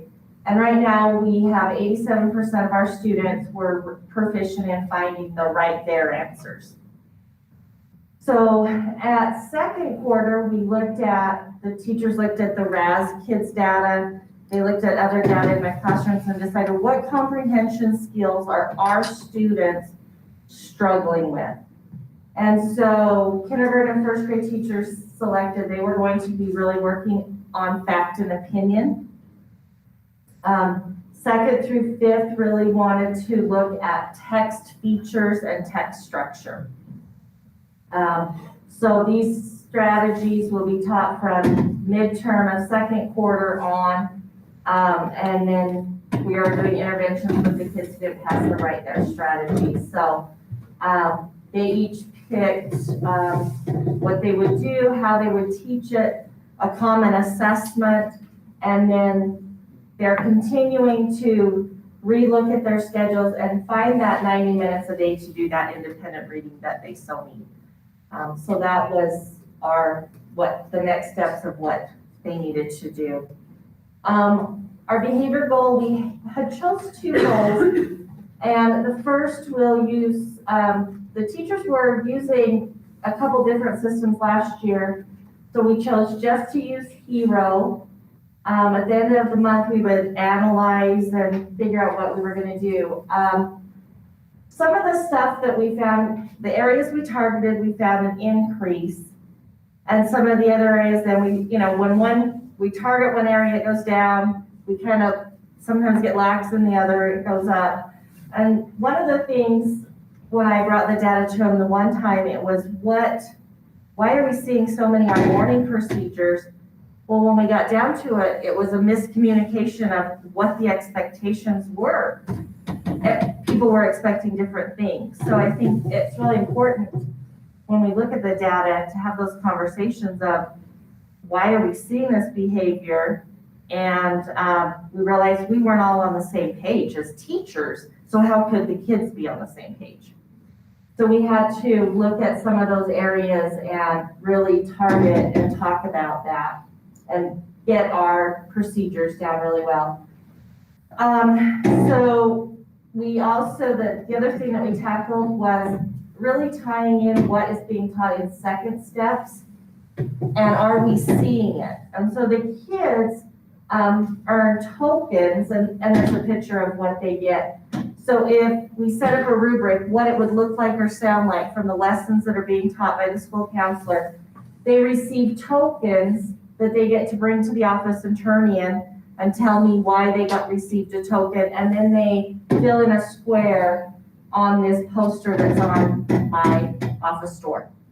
And so when it fills up, we draw a number and then any of the kids who are in the rows going down and across get prizes.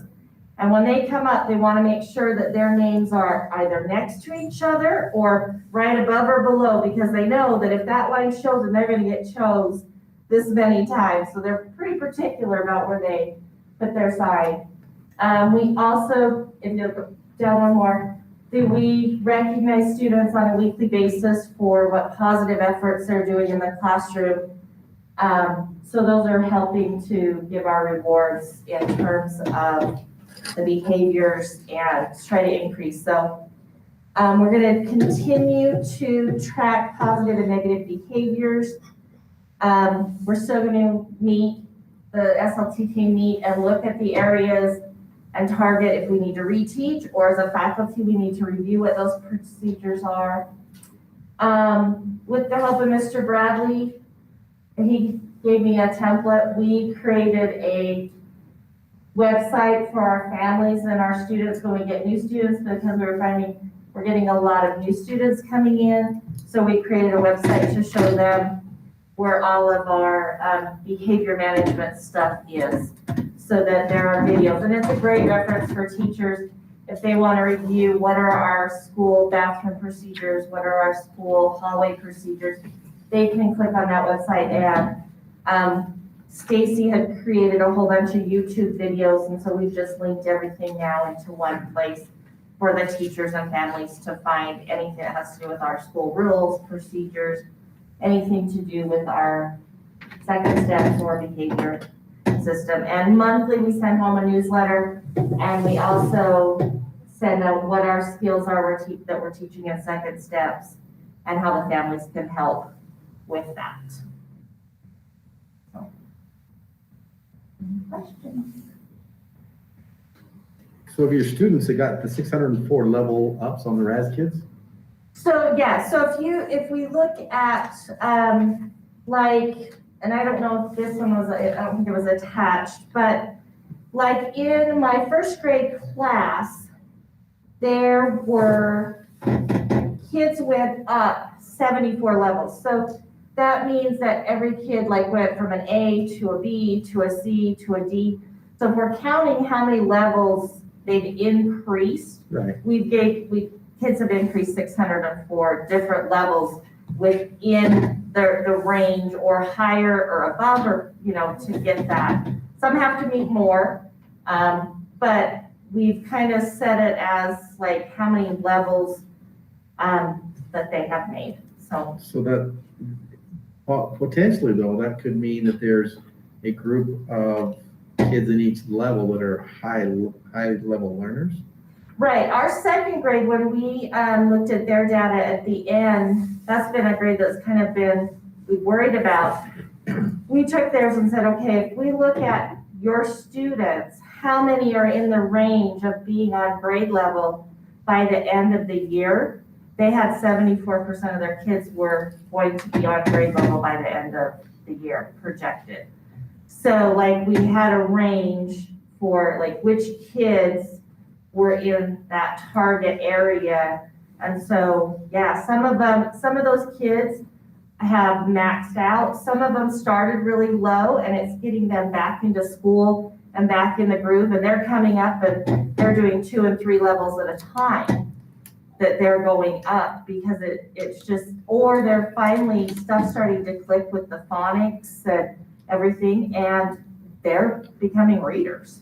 And so those levels, you know, every student has gone up multiple levels, but some have probably gone up. We went around, we didn't even have enough gumballs from the mid-year testing to give them out. We had to wait, or we order them in like these 15-pound, these bags. And we had to wait till we got them. Some of the kids, when we counted, we had to go take around 6, 7, 8 gumballs right after, in January after the testing, because that's how many levels they had increased since October. Because we counted from October on. So yeah, so some of the kids got 5 to 6 gumballs because that's how many levels they had to increase since October. But comparing the 604 levels to the number of students you have at school, if you had a lot of students making over 5 levels, so you had a lot of students as well making 1 level or no levels. Well, we had every student at least go up 1 level, 1 or more levels from October. So like looking at our, like if you look at our first grade, they have like now they have 14% of their students as of right now are on J. They are ready on J, but then they have in this range to be on J by the end, they have another 40 to 50% of their kids. So in their grades, they have goals, like by this quarter, we want everybody to be at this one, this quarter. And so some kids aren't, but a lot of those kids that maybe only got 1 gumball, they're above level. So it's harder as they get in the upper grades to pass those levels because they're more complex. The comprehension is more complex. So it does take them a little longer. They may spend a lot longer time. Where in like 5th grade, they only have to go 4 levels the whole school year. But in 1st grade, they have to go from a C to a J. So there's a range in what the expectation is, the complexity of the text, things like that. So your upper grade kids aren't going to go as much because it takes them a lot longer to pass those levels if they're right where they need to be. They only have to go up 4 levels in a year. Another thing to remember is that kindergarten students are focused on phonics and they're not assessed on RAS quite yet. So Yeah. they're kind of out of the equation. And For this, mid-year, end of year, they'll be. well, and we've had 1st graders in the last 2 weeks. We've had probably 5 or 6 come up in the last few weeks, then they've started to level up. So it's starting to, all that phonics and stuff is clicking and they're starting to pass out their levels in kindergarten. So really I think in kindergarten, if you look up there, we have very, now that picture's just recent, but yeah, in October, even in October, we didn't have any kindergartners on any levels that we have, but right now we have, they've at least passed off their AA or things like that. Okay. Any more questions for Mrs. Wilson? Thanks. That's all. Okay, well, we are at a couple minutes past 5 o'clock, so we probably ought not to go into a closed meeting session at this point. We have people coming in. So let's take a 3-minute break, stretch, whatever, for the board members, and we'll come back and we'll go into regular session.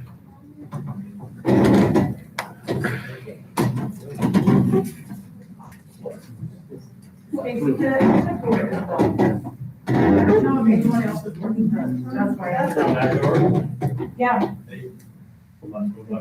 No, it's been locked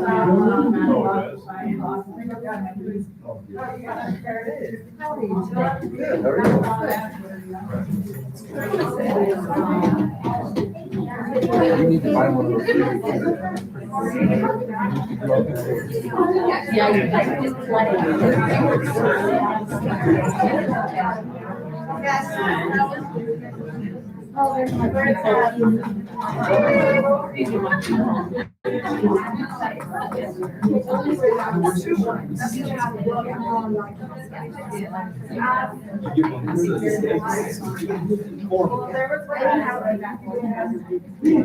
Yeah, that's Rob.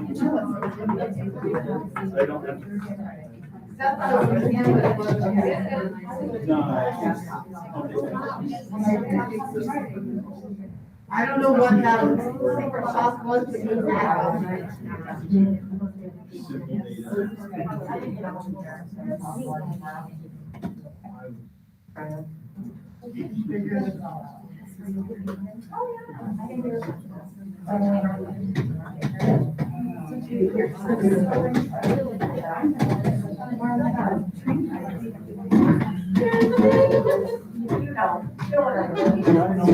So if I'm not doing this right, you guys just stop me. Go get something. Doing You're what doing right. just fine. Doing what right. Or wait, That was your job. don't be laughing. That was your job for the last 10 years. Just Just stop me. go right ahead. Your only cue will be snickering. Peanut butter. That's what I expected.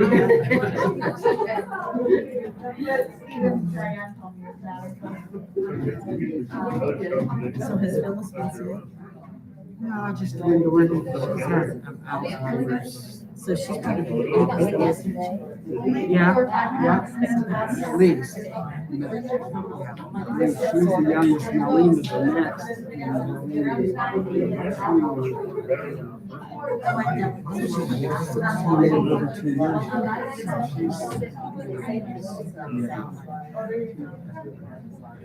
And that's what Debbie left me voicemail.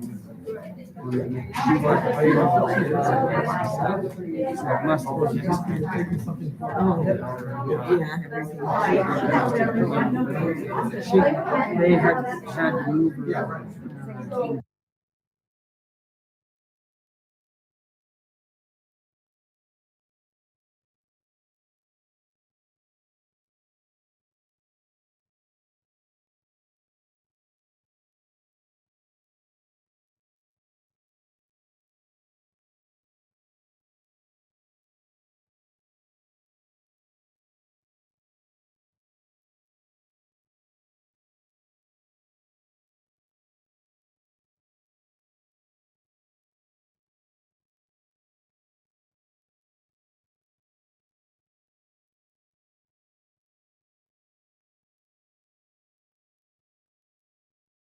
Yeah, you got. So we'd like to get started now if you can. Mine. We'd like to.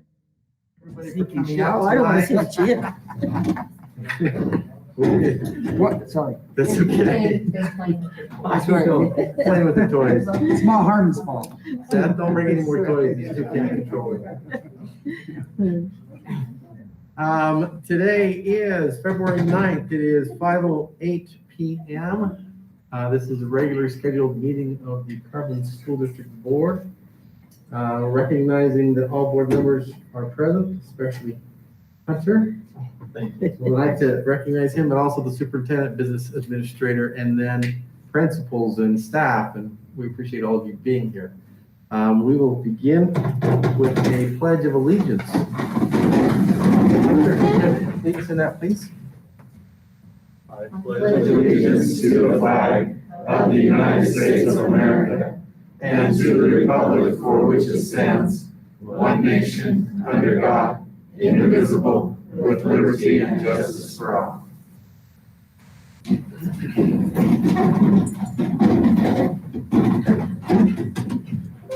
Darren, did we have Chair of any, ceremonies. any public comment? None that I've received. Okay. Well, then we will move into recognitions. Superintendent, we're going to turn some time to you. Thank you. We are very excited to have our amazing counselors with us today. Last week was National School Counselor Week. Okay, don't turn that on. So, as I get started, will you cue the music for me? Oh, no, somebody is talking to us too. We don't want to see that. How do we start that? Stop that. Okay. So to go along with that music, we just so much appreciate the hard work that our counselors put in. We were able to get some pictures from the schools that depict some of the ways that they were celebrated last week. And I just wanted to show those to you so that we can all just enjoy. This is from Bruin Point, and you can see there's a nice message there. Our sweet counselor, you have been a sweet tart. Jekyll and Hyde situation going on. You're always willing to do go the extra mile and so on. So it's just one of the fun things. And then also at Bruin Point, Happy School Counselor Week with the students signing and writing some notes there. And they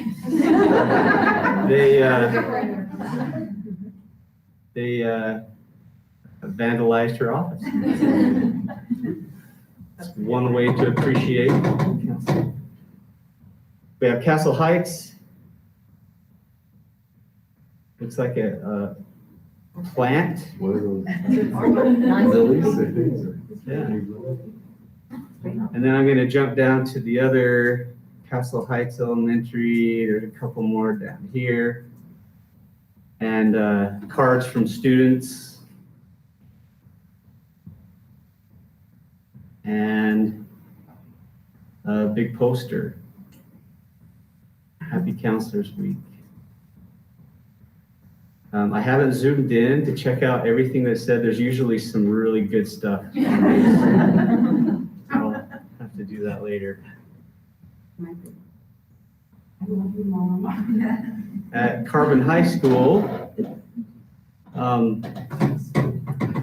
looks like they went to lunch. Is this Los Dos? Looks like they cleared the restaurant. Yeah. To only counselors today or something. I don't know. That looks pretty good. And then Castle Heights, Carbon High also. Here's what I understand from this. You guys correct me if I'm wrong, but they took a saying that is an important saying to that particular counselor and individualized these statements in wood and with their name. So this is something that Deb probably says all the time, right? Or I don't know. They're hearing it. Or she'll start. She doesn't. She does. Maybe, I don't know, what was it? Was it just like a favorite quote or something like that? Or? Where it came from. We loved it. I thought that is perfect. So for some of them, they might have just put a period right here.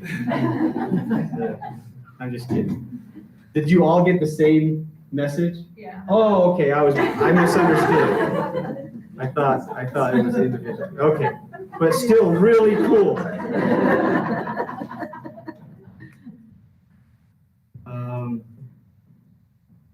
There's all of them with their fancy. Where's John?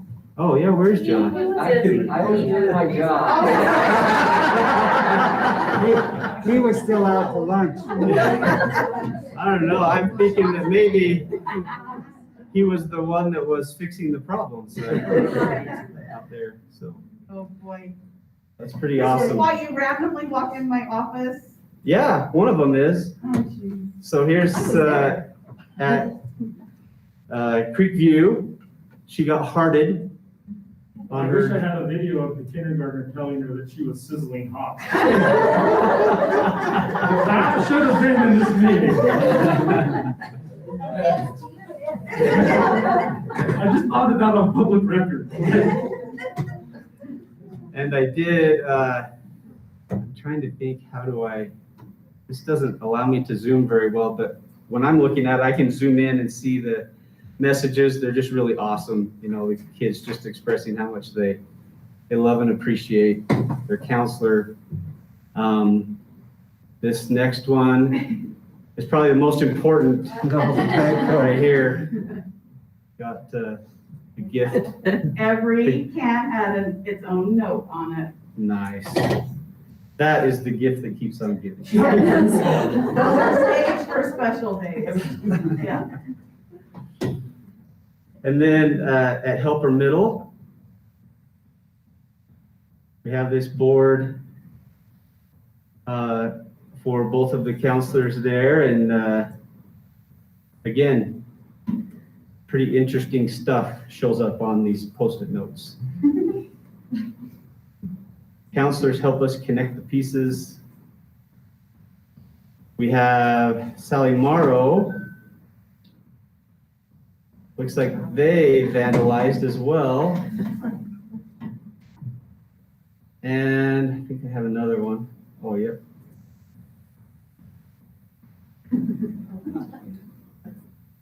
Little veil entrance. This is probably Blake's contribution. This is Blake's contribution. This is Eric, the school counselor. Changes students' lives.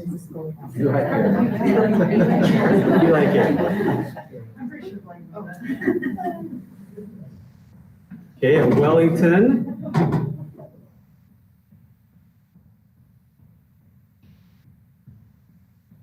Oh, must be a big pile.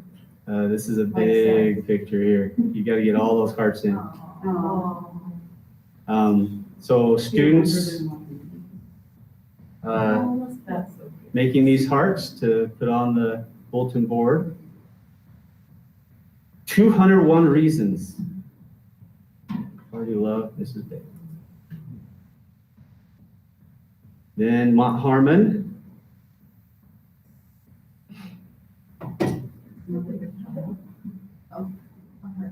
Got hearted.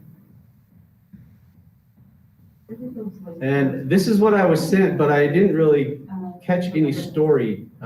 This was sent to me from the school and personalized, you know. We did bit movies. Oh, bit Well, Because she goes to the candy machine every day for lunch. yeah, she also eats ice cream for lunch, but Mrs. Montague, Jessica, is listed as Montague, but she's been married for quite a while and hasn't changed her name.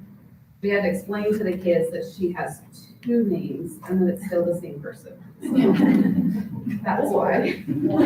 And you, how do you say it? Fastlin. Fastlin? Mhm. Aslan. Fastlin. All right. That's going to be a hard one for me because I only know Montague. Fastlin. Yeah. All right. And then, I already showed that one. There's the next one.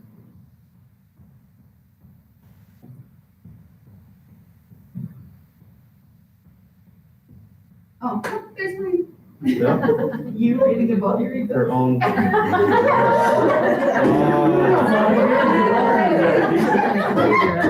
my office is in the library. It's close proximity to books. She might have one on her desk. She listens to books. Too. My son calls that throwing shade, what Chelsea just did.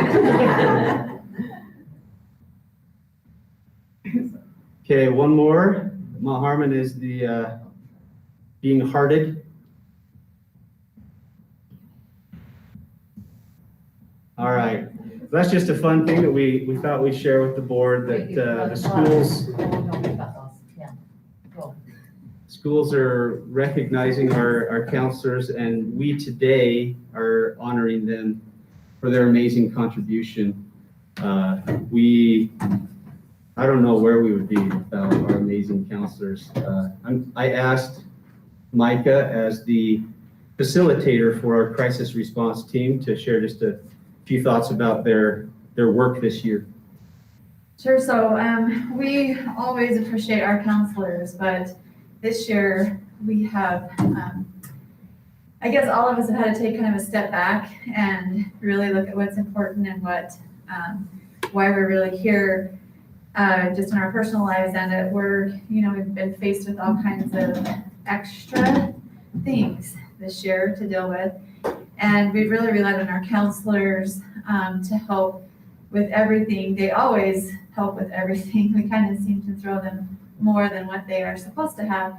But this year more than ever, they have really come together to help staff, teachers and staff with just kind of the feeling of overwhelm.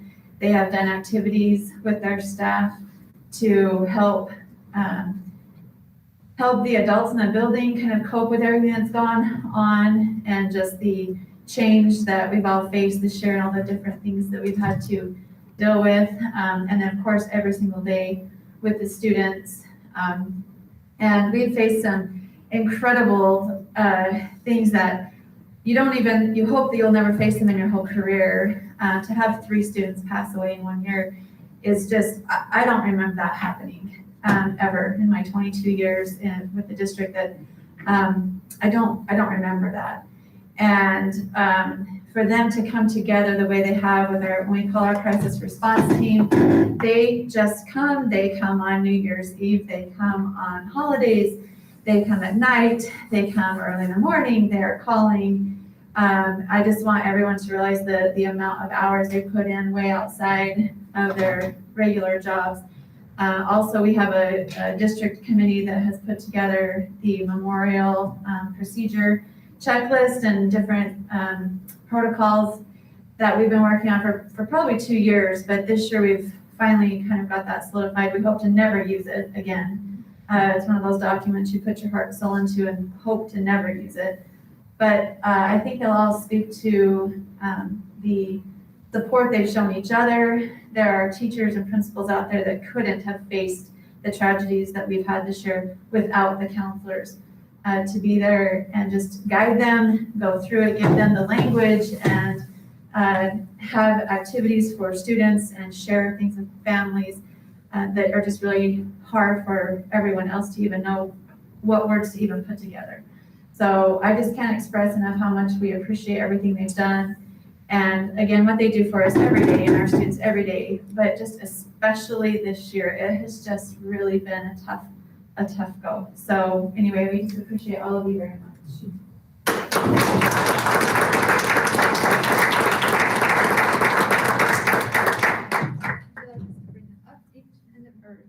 Do you want to? Yeah. Well, I don't know.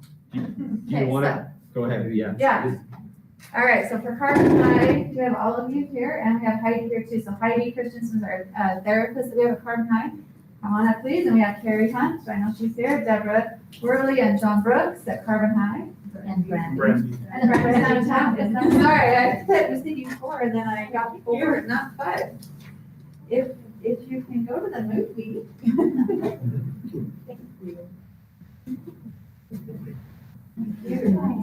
Blinding you. All right, so you gotta stay up here, I think.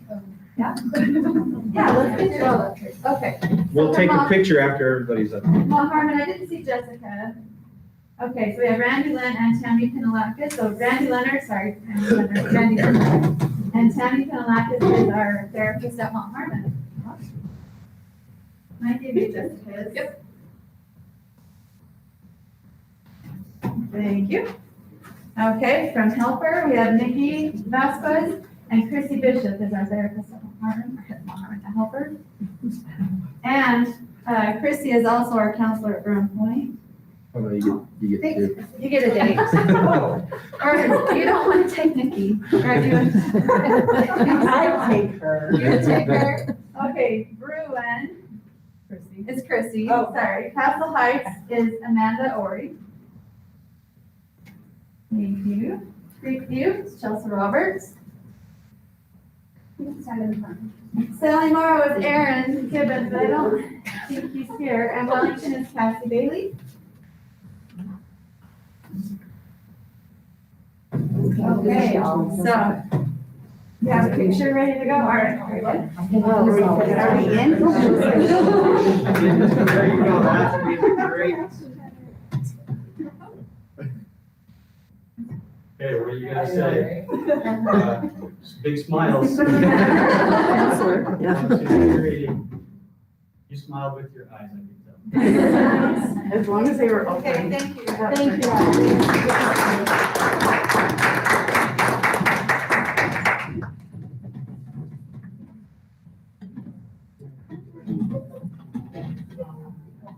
Well, thank you, counselors. We love you and appreciate what you're doing. Thank you. Thank you. You don't have to leave us. But you can. I don't have to stay. So this next recognition, we may just put off in mind because the students who were going to come aren't going to make it today. So if it's all right, we'd like to move that forward to next month. So that's the end of recognitions then. Okay, all right, well, thank you very much. Member reports. We're gonna start with Hunter down there. I'd like to hear a lot about Sterling Scholar progress and what's in the short term. So we had our first like practice interview a few weeks ago, I think 2 weeks ago. And so it was just kind of that moment when it's like, oh, this is something that I really need to do. Like, this is something that's real and it's coming up fast. So, I mean, before it was just kind of compiling all the stuff that I've done before and everybody's just been putting it together. But now it just feels more real. Like we're in the home stretch we're almost being done with it. Now they're gonna do the actual competition virtual, right? Yeah.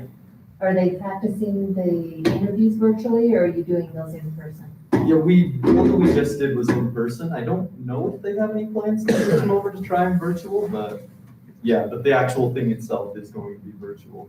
So, I mean, it'll be a little bit different. It's kind of hard to read somebody in real life versus over a screen, but. The various scholars, are they all on board in line and ready to go, do you think? Yeah, I think so. We did like a check last week and everybody seemed to be right on track of where we need to be, so it's all coming together. Anything else for you? I mean, I can just sound like a broken record like last week. Everything just feels so strangely status quo with how this year has been, so. All right, Mrs. Swenson. I don't really have a whole lot, except that I have been into a few of the schools, just kind of into the office area or whatever, and I just think it's great the way the kids seem to be behaving, you know, the masks are on in the halls at the high school during lunch and such. When I've been there, everybody seems to know what they need to do, I guess, and they seem to be doing it. Sure. That's always a good thing. All right, very good. Mr. Cox, any? I don't really have anything. Obviously, this is my only second meeting here. I'm not even sure where I should be going, but probably just wish to express gratitude for the administration, for them helping with paperwork and getting you on board and so on and so forth. Appreciate tech support. I've called them a couple times. They've been helpful. But just everyone has really been genuine and sincere and helpful and bend over backwards to get you on board and get you up to speed. So I just really have been appreciative of the efforts made to make a new board member feel like he may make it. So That's good. That's good. I don't. Good luck with that, yeah. I don't think that's how they treated people 14 years ago. Tech support. Yeah, that's that. you have to start with kindness in order to get Oh, that's how that works. my observation. That's throwing shade too. Yeah. No, that's calling it kill. All right, Mrs. McCourt. Well, I attended the district calendar meeting, and I have to say that was put together so well. I don't know if that was all Lance's superintendent or help that went into that, but it just ran so smoothly. I've been in it on years when you had to start from scratch, and there was none of that. So I just have to say thank you to who all was part of that, because it went very well. Okay, That's all I have. Mr. Woodward. Yeah, I've got two things. First of all, on Keith's note right there, I really want to express appreciation and gratitude to board members and to staff for everything that they've helped over the last several years. It's wonderful to sit over here on the side and not in the middle chair, but as I've had that time, can't express my appreciation enough to starting with the board members, but every bit staff that has been associated there. And Lance and Darren, thank you. Appreciate it to no end. Thank you very much. Secondly, now that I'm sitting over here, I'm throwing out a challenge. The Utah State School Boards Association has a program called the Master Boards Award. And I challenge each one of you to be anxiously engaged in that, and wherever you're at, brand new or not so brand new, to get in and initiate and start that program and advance a year and complete a year this year with me, and I'll race you. And the winner gets an apple fritter that Lance is going to Okay. Just to let you know, the USBA sponsors a training program for board members. Yeah, it's the Master Boards Yeah. program. And you can progress through it. It used to be a 4-year program. Each year would have so many things, and then they've expanded that to be beyond 4 years now. So mostly it's just keeping track of the things you're already doing. So it's not like an awful lot of Exactly, it's not. responsibility. Would you like me to find the information on that and send it out to everybody on the board so you can have it? That would be helpful. At least the new one. Yeah, sure. Well, I've seen the brochure, and I'm new enough, I probably haven't lost it yet. But if you wanted to send that out, that'd be good. Okay, all right. Thanks, Wayne. Again, going on with a lot of what's been said, we'd like to just express appreciation to all the staff. But earlier today, we received reports from all the principals and a lot of questions. Please understand, as the board asks questions, those are meant because we don't know the answers. It's not to try to paint anybody in a corner or tell anybody what they're doing right or wrong or anything like that. It's more just to help us understand, and so that's why we ask. So please understand that we're just trying to have a better understanding of what you're telling us, and not in any way criticizing or asking for changes or things that other than to help us understand. That was quite an hour and a half of reports earlier. Let's not do that every meeting, though.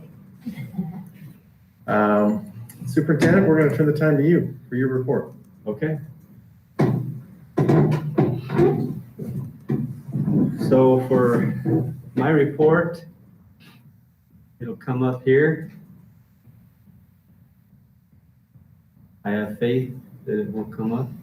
No one's sweating more than the technology. I was just going to say, it's a good day for him. I look over and I feel all right about this, because if there is something wrong, we'll get it taken care of. We've been having a little trouble with the, I don't know, it's the website or the speed of the. Probably because they've been spending all their time with me. Yeah. Done their maintenance.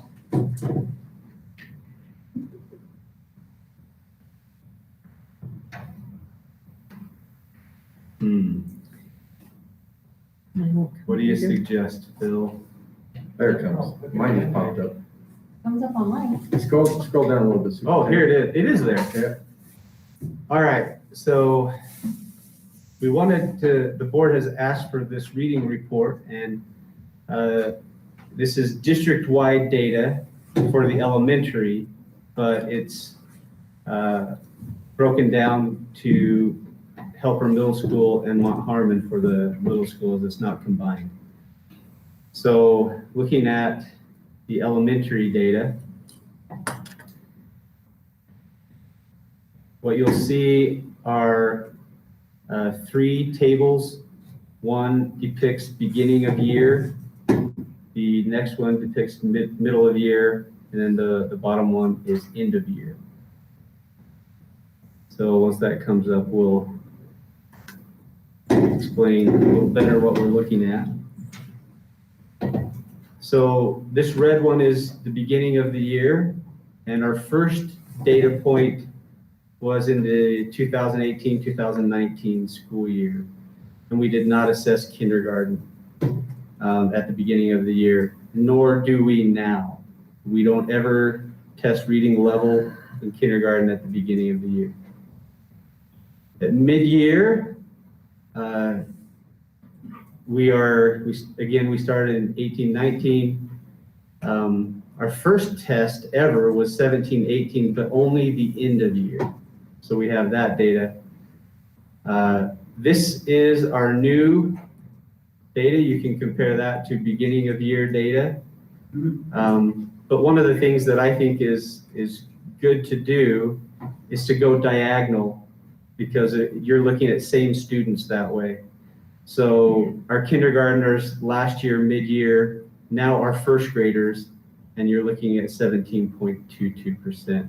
Now this is the percentage of students who are already where they should be at the end of the year. So if all things were running, if all students were learning at the exact rate they should, this would be 0. Does that make sense? Because they would hit that end of year level right at the end of the year. So 17% means that 17% of our students are ahead of the game, are already reading at a level that's end of first grade level.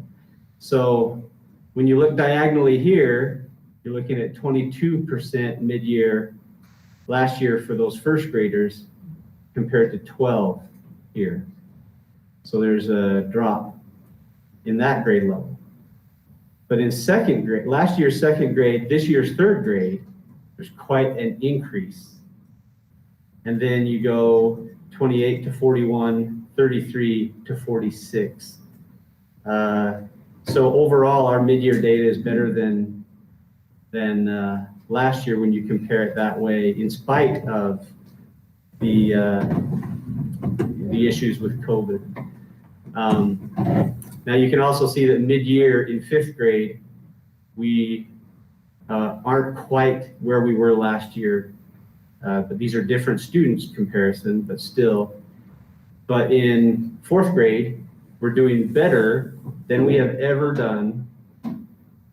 And in 3rd grade, we're doing better than we've ever done. And the other grades, we're kindergarten's about where they always have been so far. And remember that kindergarten is difficult mid-year.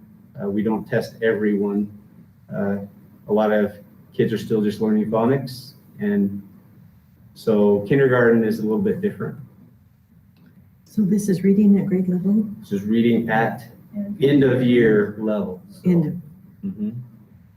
Which is pretty amazing if you look at, overall, we are going to have unless we go to virtual again like last year, we are going to see a higher percentage than we've ever seen in this district of students reading at grade level.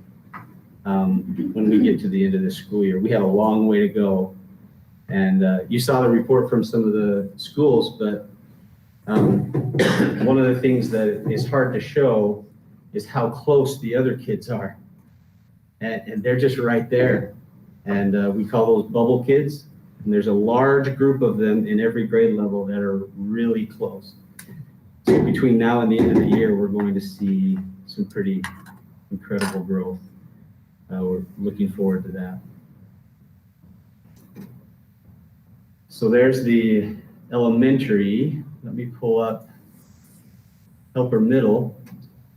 And the data, the format of the data that I received had all student names all throughout it. So I had the job of trying to figure out a good way of depicting it to you without having student names.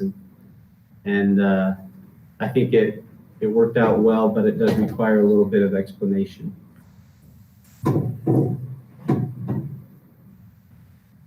Would be patient.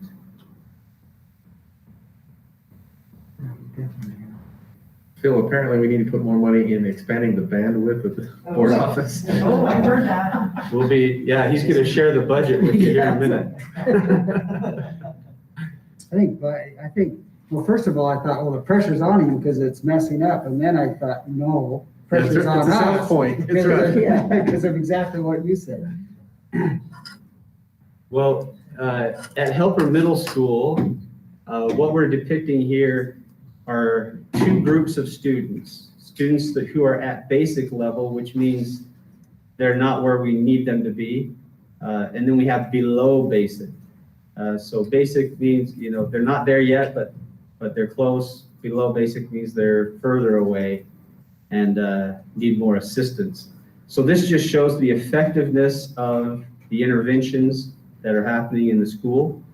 I like this because it shows that there were 22 students in this basic category and 11 of them left and moved up. So that's great news. That can change the trajectory of a student's life. And then we have 14 that were below basic that went to 9.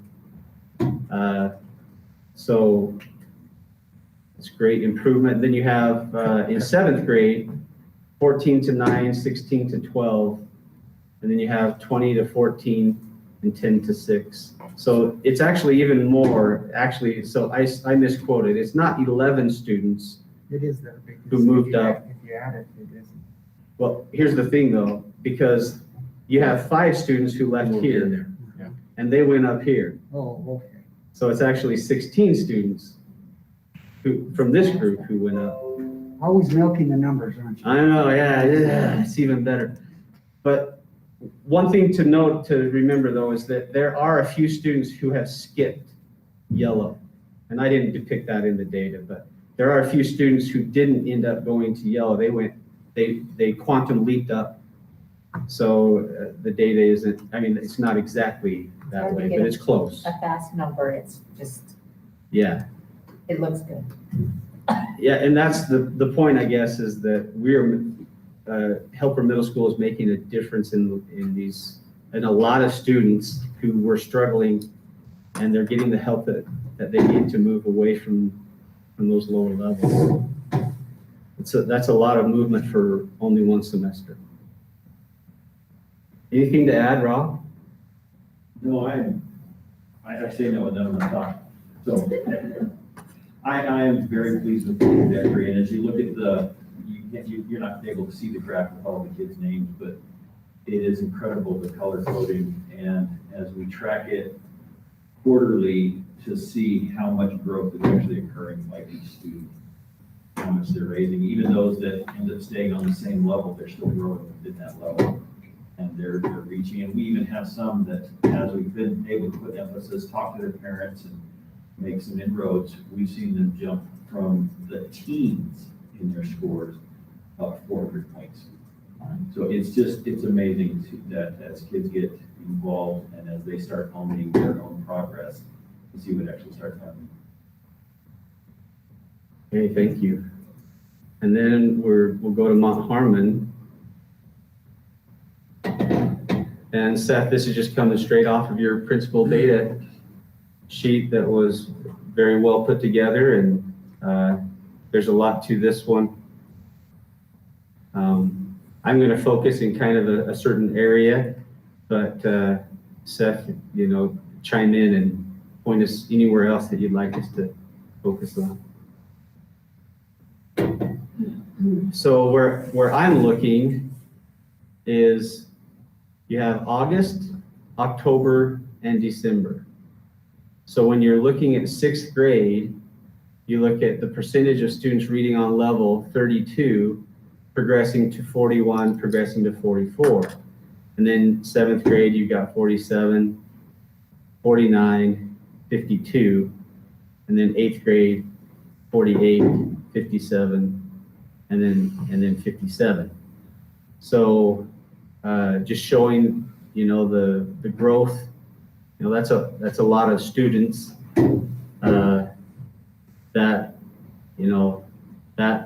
what would that be, 15% of students improving from August to October.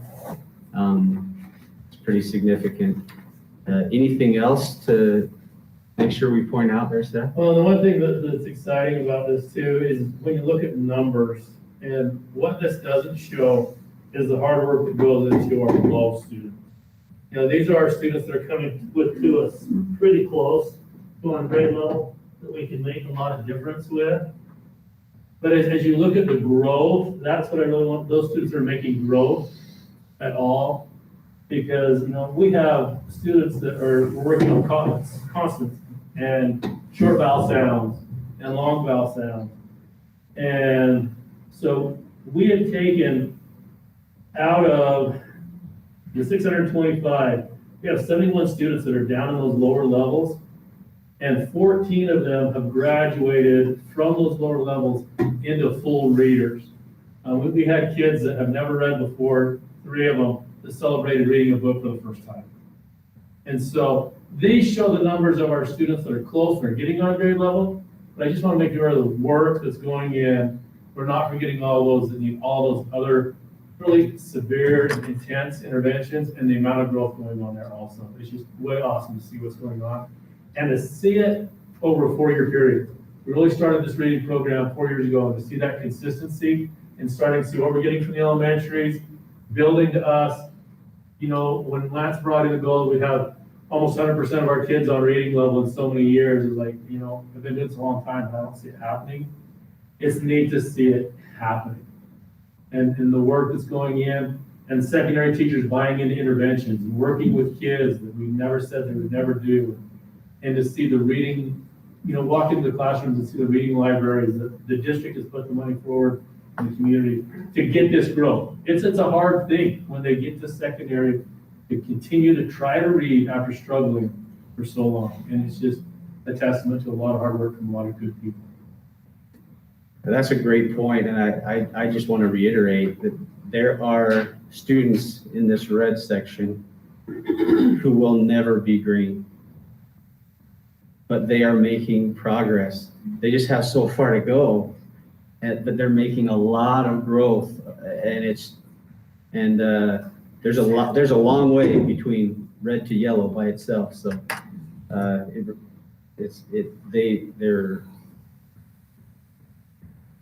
the growth is really important to take into account as well. So that's the reading level data that we have for you today. Okay. Thank you. Then in our agenda, we will move down a little bit to listen to Mr. Fietz talk about his technology budget. I'm assuming you guys have a copy of the spreadsheet. Can I interrupt before you get started? Sure. I had another thing on my superintendent report. It's a question. Sorry. Okay. And just take 1 second. Any of you who want to sign somebody's diploma, I need to know that right away because they're going to print. And so if you have a senior whose diploma you feel that you would like to sign, just email me the name of that student and I'll work with the high school to make sure we're all set for that. Can I sign mine? We're all gonna sign it. I think we might be able to work something out. I want just my signature. Yeah. We'll find a crayon for you. Oh. Okay, sorry, Phil. That's gotta be their website. That's songs there. It's them, all right? There's a true IT professional. I just have all the juice down here because mine's pulling right up. Okay, so this is the budget I put together for this coming school year for technology needs. A lot of this is based on kind of the rotation that we do with technology, specifically, desktop computers. I replace every 5 years on a rotation. Chromebooks, it's about every 4 years. So the first two top items there would be Castle Heights teacher computers and a lab at Creekview Elementary, are both at that 5-year rotation level. And it's kind of a slim, normally we would have more desktop computers, it's just kind of the way it worked out this year with that rotation, so not as much there for this coming year. One area that it's been about 5 or 6 years since we've done a lot of upgrades to our network infrastructure through the district, and so the $50,000 for the network upgrades will be mostly wireless access point upgrades to our schools. So that'll be about half of our schools next year for Wi-Fi upgrades. We actually already completed Carbon High this year with a CARES Act grant that we received through the state. So they received all the Wi-Fi access points at Carbon High already this school year, so that was nice. Just our rotation that we continue to do with smart boards, projectors, trying to move more of flat panel displays there in the future. Also, just on the network upgrades, I forgot to mention, all of that qualifies for E-rate funding reimbursement. So towards the end of the school year, we can apply for a 70% reimbursement on that cost. Is that for all 4 of those lines? Just the one, no, district network upgrades. Oh, I thought it was all 4 of them too, okay. Yeah, they're pretty specific on what they allow, so that will be our Wi-Fi upgrades that we do. We have our normal year, the software licensing that we do every year. That's pretty much the same as last year. And down at the bottom, some Chromebook upgrades every year. For the 9th grade class coming into Carbon High, are all issued a brand new Chromebook that's supposed to last the 4 years there at Carbon High. And what we call our Gen 3 Chromebooks, they're in about their 4th year of use now through different schools in the district. So we want to be able to replace those with new models.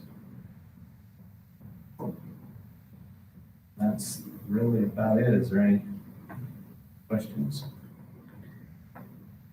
So the 500 replacement Chromebooks, that's district-wide?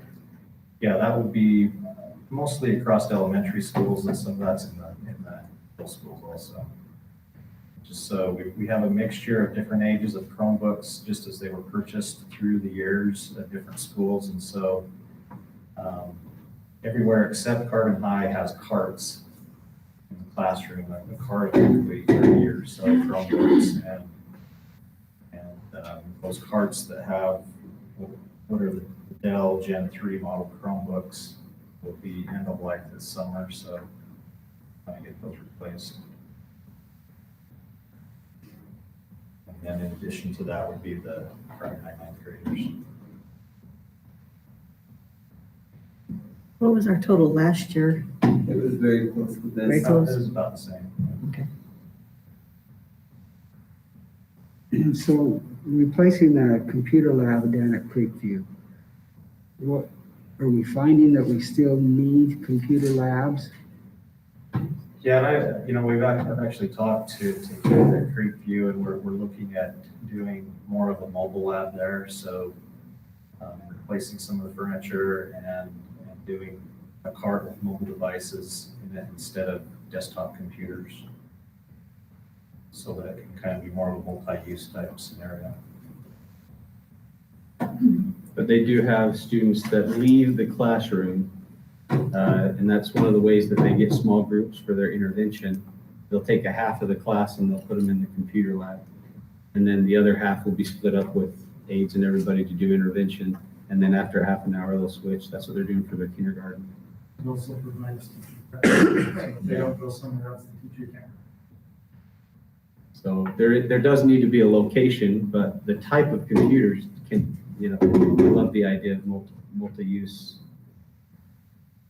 And are we getting all our students on Chromebooks now and getting away from the iPad carts? Or are we still having iPads for kindergarten, first grade, or?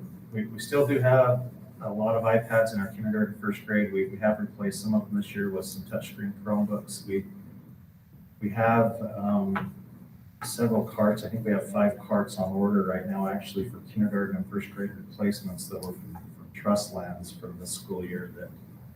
That one thing that's been really hard this year is actually ordering Chromebooks and getting inventory and getting stock. And so we've had those on order since the first of the school year, and they just haven't come yet. So yeah, we're trying to move away from iPads to Chrome OS devices. There's Chrome OS tablets now that look just like an iPad and have a lot of the same functionality, but they kind of fit our needs better, and they're more cost effective, and they're easier to manage for us, and all those Have all the same But platform. they're OS, They're Chrome device, yeah, Chrome. Chrome OS devices. Chrome. Most of the educational apps that the teachers are using through most all grades now are all web-based, so a Chrome OS device is just better suited for that type of app.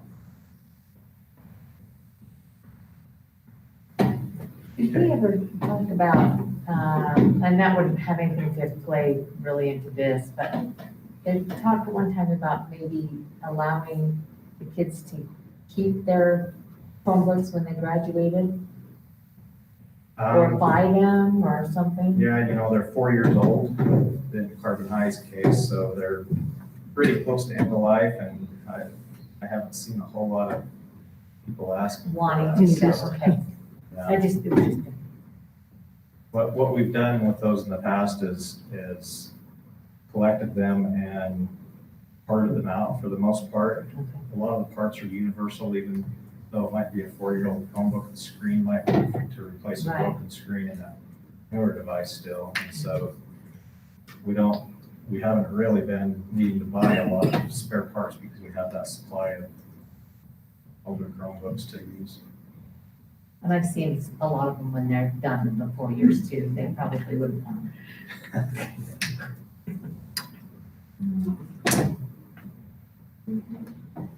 Okay, anything else for Phil? Okay. I guess we'll add that to our capital outlay for this coming year. Okay. Well, thank you very much. Thanks. Thank you, Phil.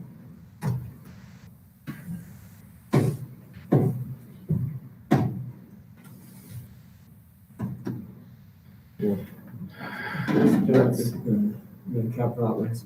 Yeah. So I've summarized the board's responses. Thank you for getting on that and filling out the prioritization. And each project you'll see it has a school ranking, and that's just the level the principal gave. That school ranking is not factored into the board and admin priority. Because if we did that, all the principals would give their projects 5. And so their ranking kind of gave some differentiation between their school's projects, what they value more than another. And then between our district administration and the board's responses, I've averaged those out to the far right column. So we didn't intend today to go through each of the projects. I had a few that I wanted to bring up, but before I do any of you have questions that have come up since the last time we met? about any specific project. I had a question on the buses. Yeah.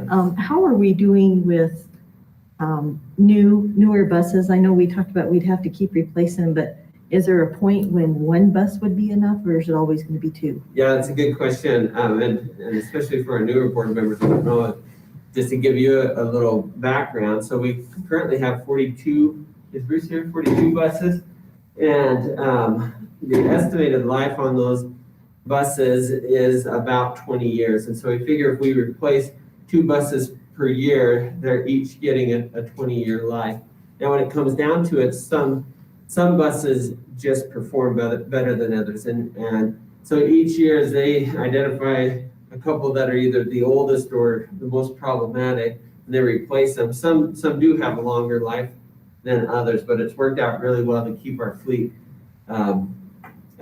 running well and No older functioning than well. 20 years old. Yeah, so there have been times where we've approved one bus, or trying to think of my time if we haven't done a bus one year, but I think there are times where we've done one, but then we go a few years down the road and we need to catch up on that because now we have more aging than we're replacing, and a few years later we've done 3 buses to catch up. So it is possible to approve one or none, but just be aware that there will come a time when we'll have to do more buses. If we were doing one a year, we'd have to expect those buses to last 40 years through that rotation, so.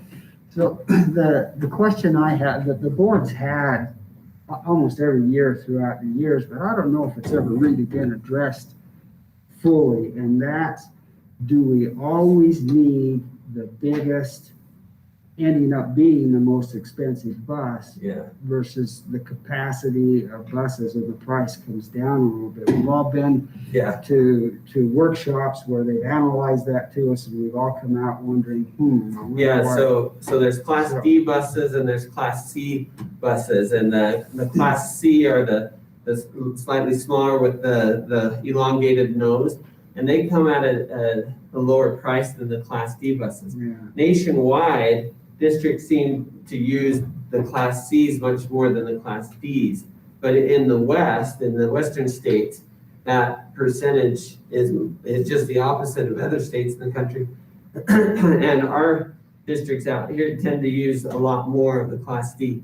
But a few years back, we began to, following a state audit on this, incorporate more of the Class Cs in.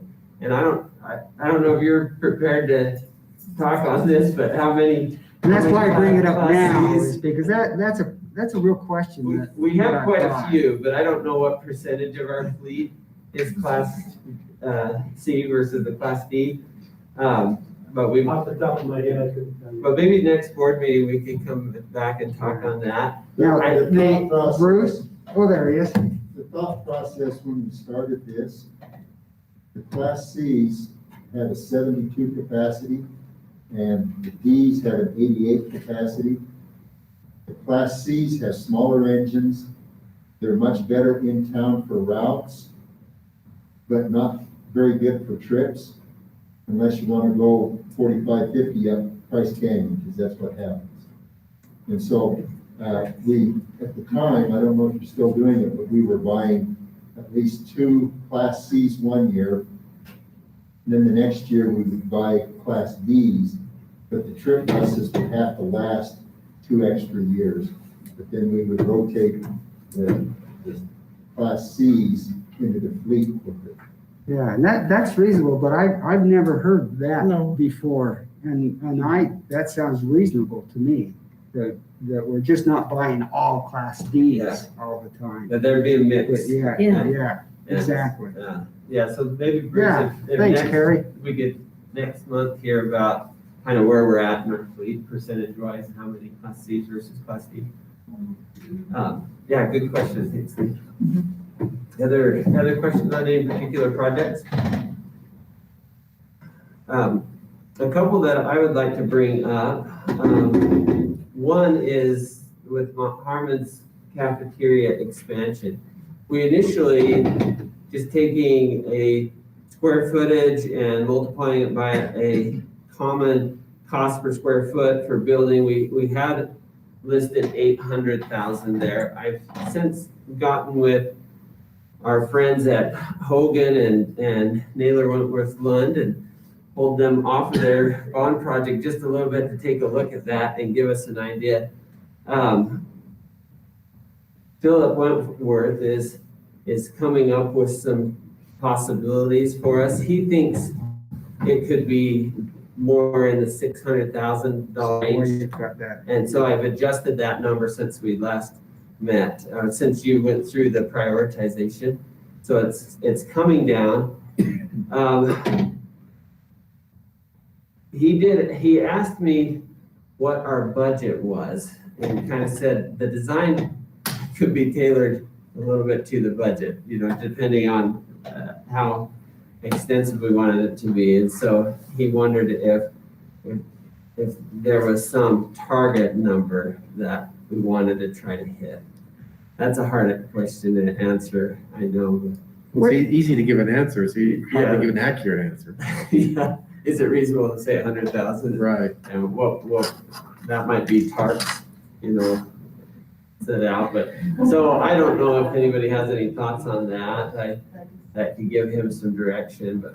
Where does that fall in the line when we talk about, you know, sometimes we do the 1.2 or whatever is that? Yeah, so, hold on. Yeah, I went down looking for our line and I didn't see our line there. We don't have our total, running total. Yeah, Well, maybe we really haven't.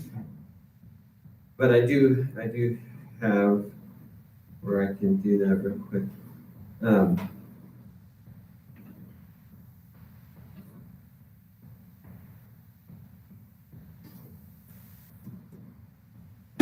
Okay.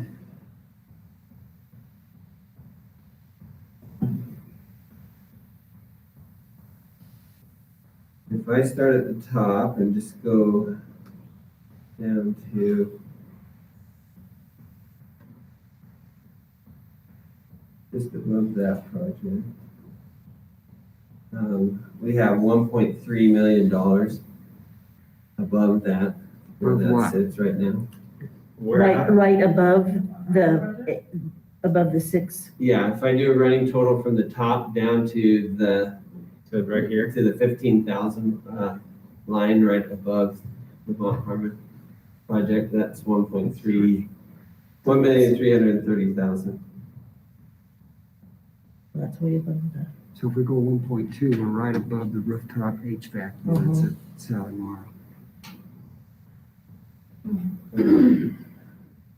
So his hope was he could present us with some options by the next board meeting. And so maybe we can talk about this one a little more. Then timelines will be really tight by March. Yeah, we have to approve next board meeting. Yes, and so that is our process, is that next board meeting. We'll continue to get some more accurate estimates on a few of these and answer any questions you have, get some design work done, and then next meeting we'd like to approve those So projects. do you want us do you want to get us the best numbers we've got and then let us reprioritize one more time? Yeah, we could do that. I could send that link out again if you want to take another look at that. And then all it comes down to is saying, okay, we want to spend $1.2 million, and then the line gets drawn.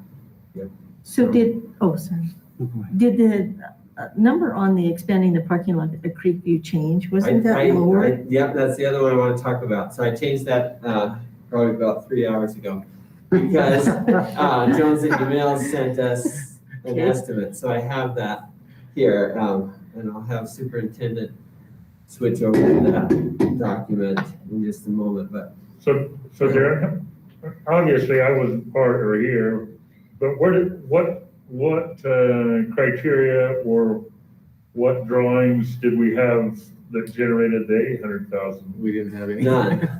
So it's just it was just a square foot, new construction Yeah. number. Based on actually what recent projects we've done is cost per square foot. And then now when they went and looked at the space, they said, well, you've got 3 walls actually siding this this space. There's some complications with how a roof would interact with that. So they said, I think you could do it for a lower cost per square foot. And that's, so we've adjusted downward. Perfect. We worked with Jones and DeMille on a couple of projects. One, Did they do the high school parking lot for us? Joe Leville? yes, Okay. years ago. We asked them to look into the trike track at Castle Valley Center. That, the number that we're carrying there is 100,000, and that is just it's just a cost per square foot of how long we make the track. So I think, we'd like to get with Amy Bell and look at maybe doing some initial tracks, because this came in lower on the list, and so we thought perhaps if there was still some interest in it, we could look at doing a section this year and maybe coming back in future years if we wanted to and adding more to it. Right now with what she's asked would be quite a lot of square footage and so a very high price. So would the board be interested in us maybe revising this and coming back with a shorter track at a lower cost? Well, sure, I think that's part of the whole process, is to let us look at everything and then we can do one more shot at So prioritizing. maybe before I send out the link to have you reprioritize, Put the try accurate to numbers have in a there. plan that you can look at how it would work and then a new cost. And then the third project I wanted to talk about was the Creekview parking lot. And so we met with Keith Palmer and Carrie and I and Johnson DeMille and devised a plan. So you would switch over to that document. This one? Yeah, bottom one. So this is the design that they're proposing. This would take the existing parking lot, which right now is next to the bus loop you see there, and the asphalt on that is quite old, and so this would just tear out that whole existing parking lot and start fresh with that, and then of course add the additional space to the east there. And I guess you can probably tell, but I don't have my laser. I probably don't have a steady enough arm to keep the laser from that distance. So all entrances, this would be an entrance only, and this down here would be exit only. And by having the entrance way up here by the church parking lot, it would take all of the traffic off the street that currently backs up. They would queue in this line here, and at any point that they wanted to drop off their student would pull off into the second line. Traffic would continue to move through on this line, and it's very similar to what happens now at the new Helper. And I guess this is quite a common layout now in schools across the state, and I think it works very well. This sidewalk has a fence here that would prevent, as cars do park, if anybody's dropped off in this section, they'd go to the sidewalk and the fence would prevent them from crossing and would funnel them to an opening here that's at a raised sidewalk. We would have a curved sidewalk between the two parking lots. Of course, it goes around and this existing sidewalk would stay.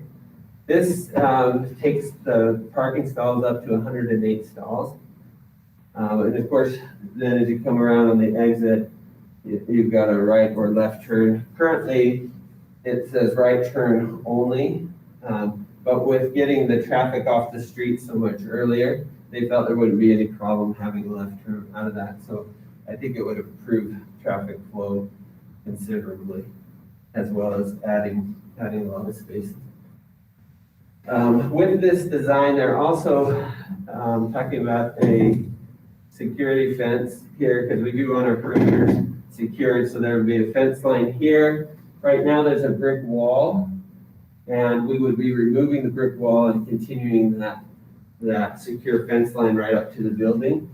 And then we'll be doing a little bit of work with the fences in the back to make sure that the whole perimeter is secured. Is that currently our fence then between the This concrete here? parking? Yep. Yes. So can we remove that fence since it's leaned and Yeah. pushed over? And Yeah, we discussed the value of keeping a fence. If we kept it, we would be replacing it. But I think we settled on, just having a curved raised sidewalk between the two and having no fence Okay. there, but connecting, Right. with new fencing right there. So then they can push their snow onto our. Yeah. sidewalk. And we can push it back. Yeah, this has been tricky. We have been talking quite a bit about where snow would go when it's pushed from ours. And I think we've worked out some things with this design to make that work well. Now, in that, Push it across the street under the city. there's Sid Nelson's home right here. And that's also a possibility. Maintenance. We have, in that budget of 587,000, there's 60,000 for drainage. And Jones and DeMille said they're not sure if what they proposed there will even be required by the city. And so if not, then that 60,000 would come out of there. It would reduce the estimate by that 60,000. Now, also in that 587, they planned in here to have, they've already planned the marquee. And so at this point, if the board chose not to do the marquee, we would still have them route conduit and the power to that location, just because it makes sense to do that while everything's torn up. And then at some later date, they could choose to do that. Or if you approve it now, we'll include it with this project. This also includes lighting in this section here, and we're talking about adding a little bit of lighting in the back parking lot as well. Any questions on that?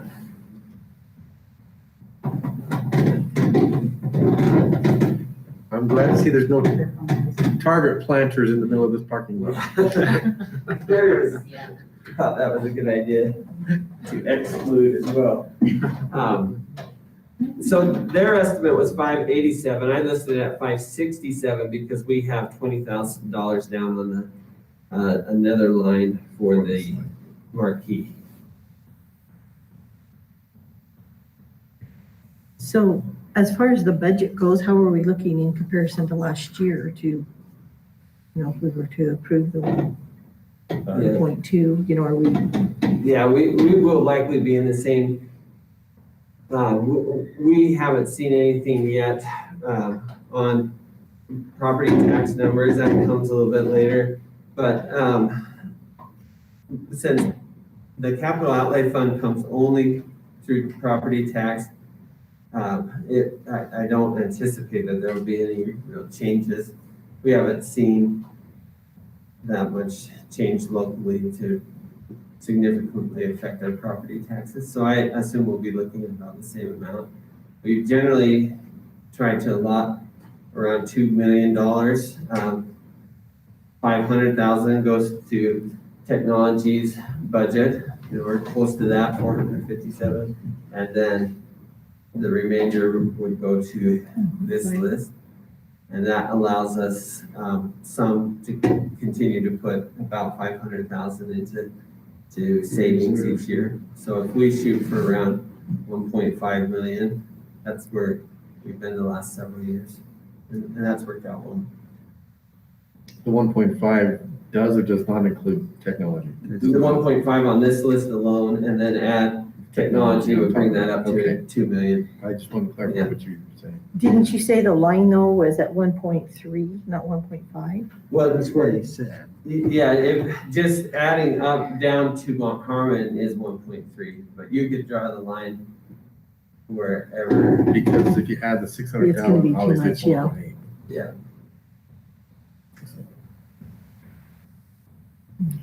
Oh, the last item I wanted to discuss was the Price swimming pool. The city had asked if you would welcome them to come and talk about that project at the next board meeting. So if you would like, I could invite them to come and give a pitch for that. Well, we received kind of an estimate on what they're talking about dollar wise. And then you asked us for our opinions. I don't know how those opinions, I mean, were we at 100%? Were we at 0%? Were we at? So from the board, the average was about $200,000 participation, and just to kind of, everybody was close between 100 and 300,000, so that averaged out to about 200,000. Okay. But there were some good questions that came. Some left comments like, but how much are we using it? What percentage of use, is the school district? And so I thought we probably needed more discussion on that, and we'll plan next month to maybe present a little bit more on that to help guide that discussion. Now that project doesn't necessarily need to be approved with this budget. They're wanting it in our next year's fiscal budget. So if they came next week and you wanted more time to deliberate as a board without, making a decision at that meeting, I think you could approve this list and then approve separately that project for whatever. They haven't really said a timeline that they need to know date, and so don't feel pressure that has to go along with this. So those who will come to make the presentation, are we gonna have their architects, their engineers, we're gonna have their swimming pool staff? I was expecting the city representatives. Brett Kamens has been the one, and Tamara Gray that have been working most with this, but I'm not sure who they might bring with them to. They might bring some other city representatives to sway. Okay, everybody want to hear from the city next board meeting? Yeah. It would probably help in the Okay. decision, honestly. Yeah, it'd be nice if we could ask them questions directly and whatnot. So, okay. Well, it looks like, Darren, we need some more information back from you before, and we'll address this again next board meeting. Yep, we'll plan to do that. In the meantime, as you review it, if any one of you have questions about something, any project, feel free to email us or give us a call, and so we can start finding that information before next month's board meeting. I just make sure we're clear on a couple of things. So we're going to bring back to you next month how many Class C buses we have as compared to Class D. You should, before next board meeting, you should see a new prioritization form, right? That will have new, more updated. And I'll get with Amy particularly, her project before sending that out. Okay, and then, yep, so that's the track one. Okay, all right. How about on that list of buses, or give us an idea of the oldest of the Cs and the oldest of the Ds, so we know. Yeah. Because if we have, say we have 50% that are Class D, but they're only in the last 10 years, Yeah. and all of their Cs are the really old ones, well, We can easily pull age and mileage on those buses. So, and Bruce says, yes, that can be done. I'll ask Gary. Okay, great. Okay, any other questions about the capital outlay list or items associated with that? Superintendent, that's it, okay? Yeah. The attendance update, who do we have on tap with that? We have Stacy and Micah are going to help us out with that. So we'll start out with Stacy, and then we'll jump right in right after that with secondary schools. Thanks, Bill. Huh? Bill's leaving. Bye, Bill. Love you. See you later. So this is an attendance update for first and second quarter. And what I've done is I looked at the last 3 years, just so you get a better idea of what the average has been in comparison to this year, our COVID school year. and just broke it down by school, so you can see in comparison, how are we doing with those previous years? And you can see it's not too bad. We've been hanging pretty close, even with all the extra interruptions. In fact, if you notice, Wellington's actually averaging, in first quarter, they averaged one less student today than they have in the previous years. Second quarter has been a little bit higher, but it always is, as we've looked through the last 3 years. Second and third quarter are our highest months, and it's usually because we're dealing with the flu. This year, we're dealing with COVID, so it is a little bit higher with the COVID numbers, though. Lots more quarantines that are signing into the classroom virtually, as they were doing better in first quarter. That was a question I had, was if they sign in, they don't get counted absent, correct? Okay. Yep, so. Do they seem to be making up their work in the elementary level when they come back, or Depends on which ones? like in any Which- other yeah, situation, when you okay. have kids that are absent, some are really good about it. Not fun. One thing about our elementaries is a lot of them have built that into, like, when they have specials, they can pull those kids back in and help them catch up, and they, of course, said kindly, you're gonna do your work. Elementary online, my favorite theme is, getting better, in my mind. We started this whole school year, we've had 130 students that have been enrolled in online, and currently that number changed today. We had a student go back to school today, so we actually have 29. 2 more coming back to Creekview here any moment, so that's just coming in. So out of the 101 students that are no longer enrolled in online, 82 of them have returned back to our classrooms, and 19 have left either for another online program. Most of them have just filled out homeschool affidavits, so I don't know where they're at. That's just a breakdown by grade, so you can see where a 4th grader returned today, so that number changed today to 6.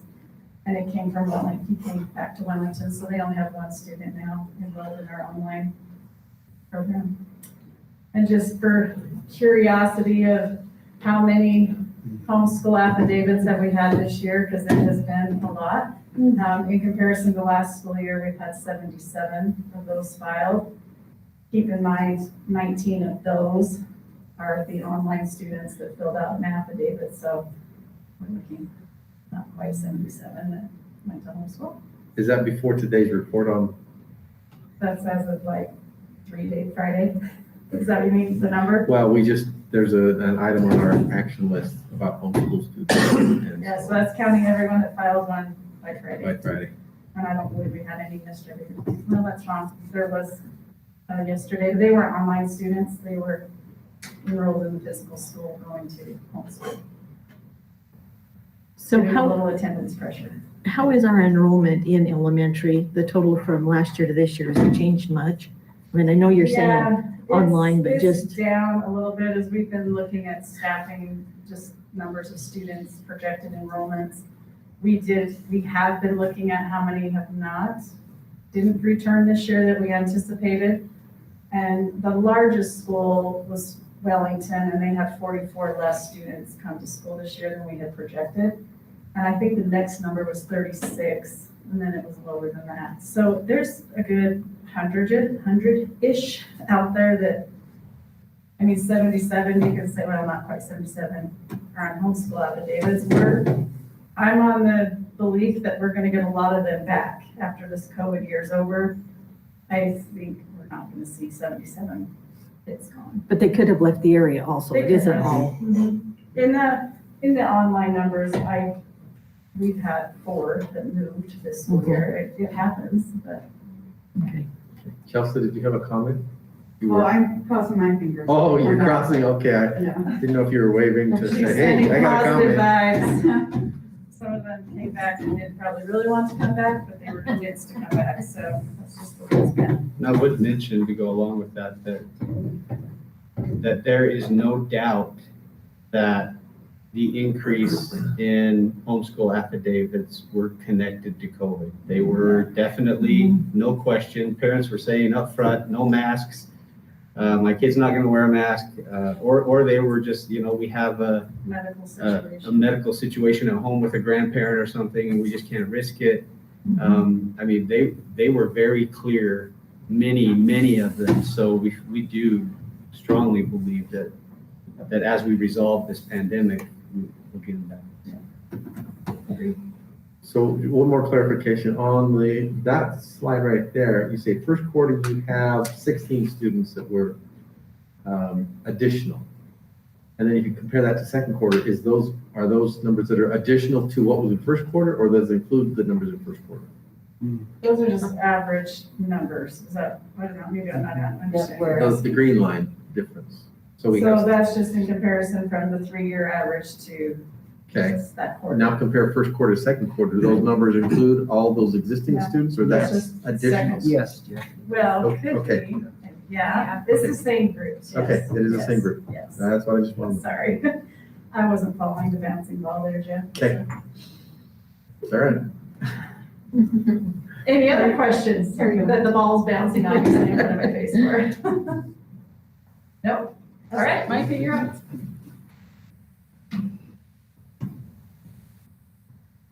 I don't remember which order I put things in, so attendance is first. So, a little bit different with secondary, obviously we did percentages because we take roll multiple times a day, and then anyway, it's a little bit different than elementary, so I just went by the total percentage.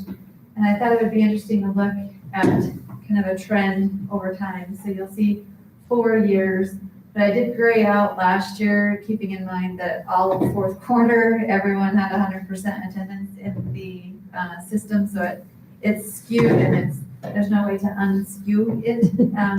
So just looking, you can see the Carbon High, 92.3, 91.68, 90.3.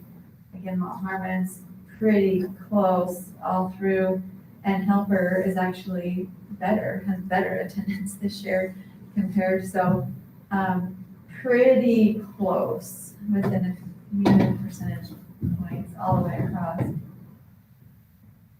As far as homeschool affidavits, we're basically where we were last year in secondary, 2 more, but they're not leaving as to homeschool as the same spike as they're in elementary.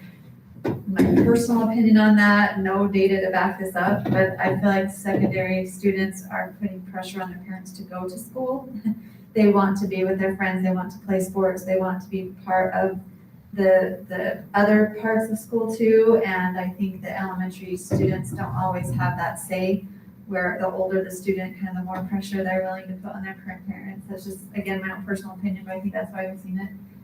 And then the Carbon Online, comparing Helper and Mount Harmon are accurate numbers. I went into Edgenuity and pulled those reports.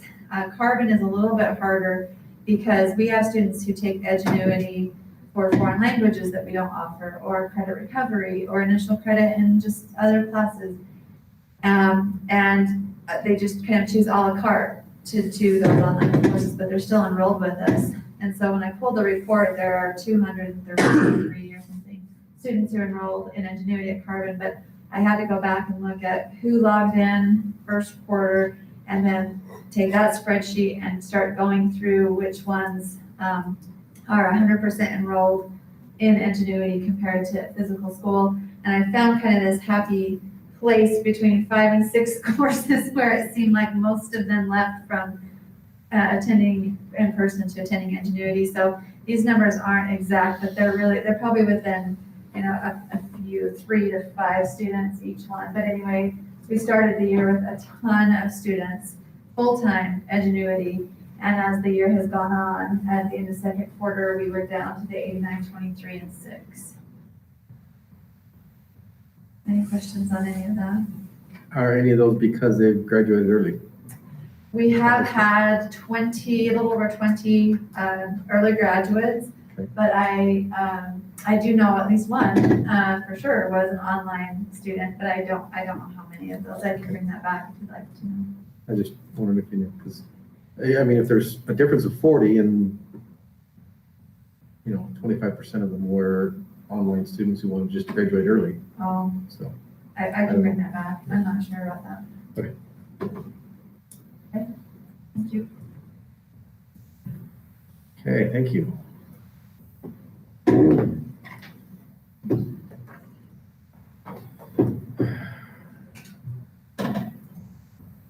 Construction updates. Superintendent. Well, I'm gonna pass it on to Derek. Darren's gonna have that, huh? Things are going really, really well. We don't have a lot of experience in these types of large projects to compare to, but I can't imagine working with a better group than Naylor Wentworth and Lund and Hogan has been just incredible. They're very motivated to keep things moving as quickly as they can and to do a great job while they're doing it. But so to go through each of the three areas of our projects, the helper has bid the first their first bid package, which was the earthwork, and we anticipate to start seeing some movement there at the beginning of March. And so Rob talked a little bit about their preparations and the door that's been put in to allow movement of classrooms there. Right now, the second bid package is out accepting bids, and the bids are due by the 25th of February. That will be for the building itself. And so at the end of February, we'll know what the cost of helper is. And then we'll know what we're working with as far as the total budget for the project. But so far, everything else that has bid has come in with very good bid numbers. And so we anticipate the same with the building itself. So we expect this to be just really good as far as the costs that we're seeing. So no real work yet going on there. I mean, it's starting up really soon. But, as far as the bus garage here, the main 4 bays the cement was poured in those this last week, and only the last bay, which is the wash bay, will be poured later this week. And so now with the cement in, they've begun to do electrical and we'll start framing in the rooms that are on the north side of that building as far as the little office and parts room, that type of stuff. So that's coming along really well. If you've been to the back of the building, you've seen they've run the electrical for where the buses will park and charge. And so the cement for that section should go in at about the same time as the rest of the last bay. As far as the high school goes, it's coming along surprisingly fast. It looks great. Chris took his staff on a tour, I think yesterday. Yesterday, oh, it's here. And how did that go? What did the teachers think? I mean, they've seen on paper the plans, but to walk through it, it's a lot different. Yeah, they were very happy. Most of them will come to our offices and look out the windows and go, wow, that looks small. But once you get out in it, you realize the size. They were really blown away about the size of things and very, very excited. So I haven't been over there since last Thursday. At that time, they were putting sheetrock on one side of the walls. They were beginning to put up insulation and sound barrier between the walls. And I think we're ready to start sheetrocking the other sides.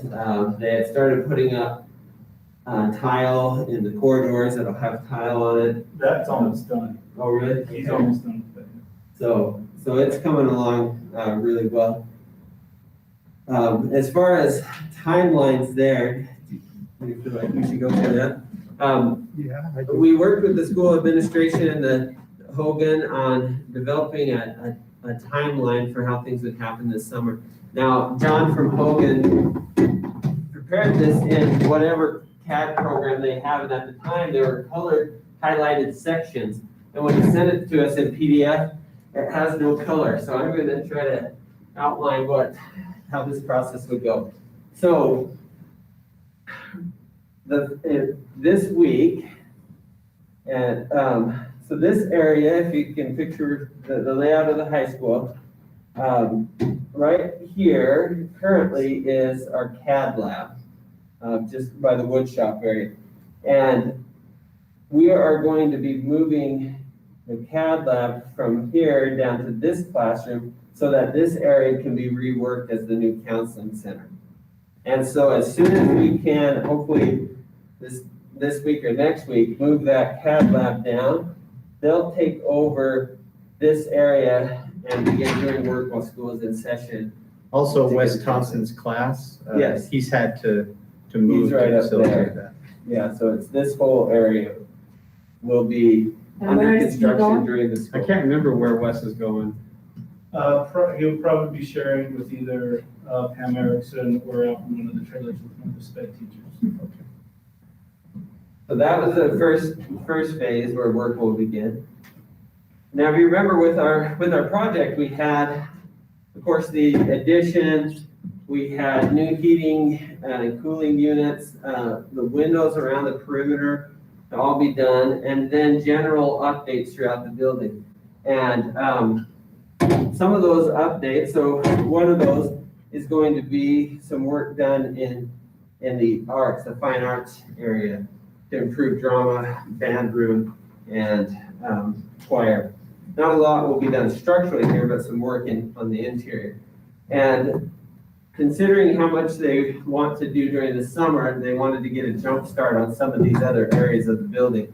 And working with the administration and Steve Pay, they determined he can, for beginning April 1st, he can move his classes into the auditorium where they're not doing a major production this year and really not affect his program at all. So we're going to turn over the faculty room, the current faculty room, and the drama room to Hogan on April 1st, and they'll begin construction in those rooms as well.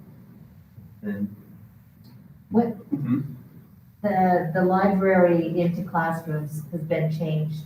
this year, There, does that start in April or is that starting in? we'll get to that one in just a minute. So because of work that was going on, the addition, if you remember with our cafeteria right here, we have currently glass walls right here letting natural light in. This is all getting covered up. And so one of the improvements to the building are some windows being cut into the south side of the cafeteria to allow that natural light back in.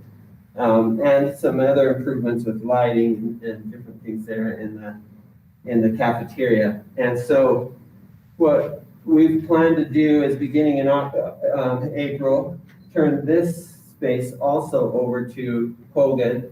We're going to run lunch out of the new gym. And so they'll prepare here, this could be blocked off, they'll prepare meals here and bring them around to the concessions area right here. We'll be rolling out there's a mat that the color guard and marching band has been using on the gym floor. We'll roll that mat out and set up lunch tables in the gym. And as the weather warms up, of course, we'll have the terraces or other outdoor spaces that can be used for lunch. And so lunch will be changing, by the way, in April. Is that correct? Yeah. So are they gonna have to put the tables away every day? Are they gonna put them out there and leave them there? I think the intent is to leave them, is that right? Yeah, PE teachers have volunteered to take their kids outside as much as possible once this happens. We still got the other gym, and then the winter sports will be done at that time, so Right. the demand on the gyms will be a little less. And Heidi's told us the lunches will just be a sack lunch. It won't be a normal break lunch. One of the decisions we had to make, and this is the discussion I think Jared and Chris have had with their staff, is we can either have pain on this side of the school year, the end of the school year, and have everything ready for us at the beginning of the next school year, or finish out normally, have the summer work extend into the new year and have that pain on the beginning of the school year. So we've opted to make those sacrifices at the end of this school year. We figured this year, Why not? it's been a wild one anyway, so Why not? It's okay. Then, let's see, the It'll next. be the most. It'll be we'll over both soon, see right? it. So this is where it gets to the exciting part. And I just can't, it's surprised us when they said this. I just didn't realize they were gonna be this fast, but their hope is to turn over a finished counseling office on May 1st to us, and to turn over a finished edition on May 15th. And then that will allow us to take the counselors that are in the media center and move them into this area. And they'll begin the process of shifting books and things. Some of it will need to be stored for a little while until all the furniture's in, but shifting the media center to the new space. Then they would like to take over the media center on May 15th and begin construction in that area. And so, that's the show here. So teachers need to be aware of that if they're counting on using the media center to finish term research projects or papers. They usually are close the media center down by about the 1st of May anyway, to checking out books and such. So they're pulling all Because that. then it becomes harder and harder to get the books back. Yep. So Hopefully it'll be okay. then with those projects started during the school year, then through the rest of the summer, of course, some of those areas will continue to be done, but the highlighted sections here where the current office then gets taken over, that'll stay through the end of the school year. Work will continue there. And then highlighted in this one were all the corridors. So the corridors will be getting new lighting and new ceilings. And so then there'll be some work done above those ceilings as well. And so there'll be demolition throughout the entire school. And they've made a point, there's not going to be any teachers that are going to be able to come in and do work in their classrooms during the summer. There'll be a construction zone. And so you met with your staff. Our faculty meeting on Monday, we'll be going over that. You need to talk to Bill Spoken.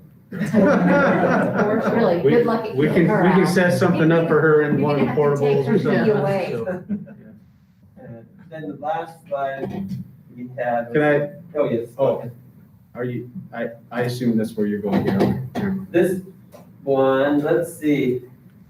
What was highlighted here? I was thinking the windows. Then I think I covered two things with this. One of these was the office and the other was the corridor. Well, you haven't mentioned the flooring. Yeah, and so with that, the work being done in the corridors, often that work ends up ruining your flooring anyway. And with the age of our flooring and wanting to tie the new sections in with the old sections, we're going to redo the flooring in these corridors to match what's going in the new edition. And so that'll be part of that work as well. And then the windows, they'll wait until school is out and then they'll begin the process of replacing all the windows around the outside. Where currently they have those colored panels, they'll be pulling out the radiators from each of the classrooms. Of course, the boiler are being replaced with the rooftop units. Yeah, so unfortunately, those. This is the last will be winter. going. And those colored panels that are from that height down will be replaced with glass, floor to ceiling glass.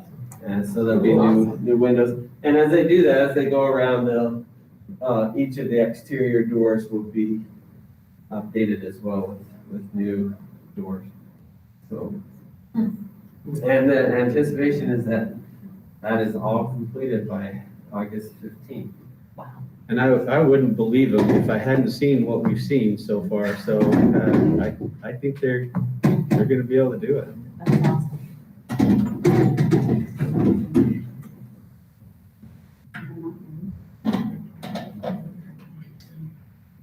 Any concerns from either schools administrations about what's happening or when it's gonna happen or what's not happening or what should happen?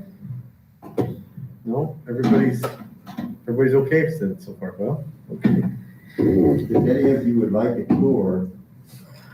Are they No. still doing them on Thursdays at 10:30? We meet at 9 on Thursdays, and so around 10:30-ish is when we kind of wrap that up and start walking And The- where, do you start at Carbon or at Lawn? Yeah, so we meet at that trailer that's out in front of, out in the parking lot.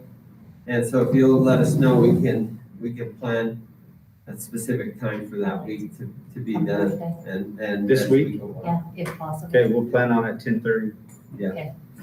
Oh, and I failed to mention in the parking lot as well is, they won't do anything with the parking lot until June 1st, but they'll completely take over that space, June 1st. So Gail's not gonna be able to get in unless she walks in, but she will. Yeah, she'll have to park in the cemetery. Yes, park in the cemetery. Jump the fence, cemetery fence. She doesn't like to see.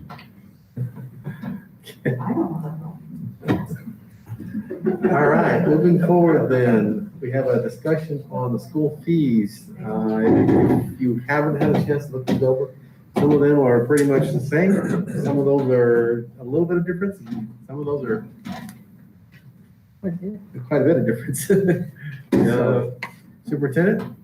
The links that you have are to Carbon High School, Mont Harmon, and Helper. Of course, elementary schools don't do fees, so we don't need to worry about them. In Carbon High, when you look at that one, and by the way, I just thought today we'd just show you where we're at. We do have to have an opportunity for the public to provide input today. We also need to have that opportunity next month.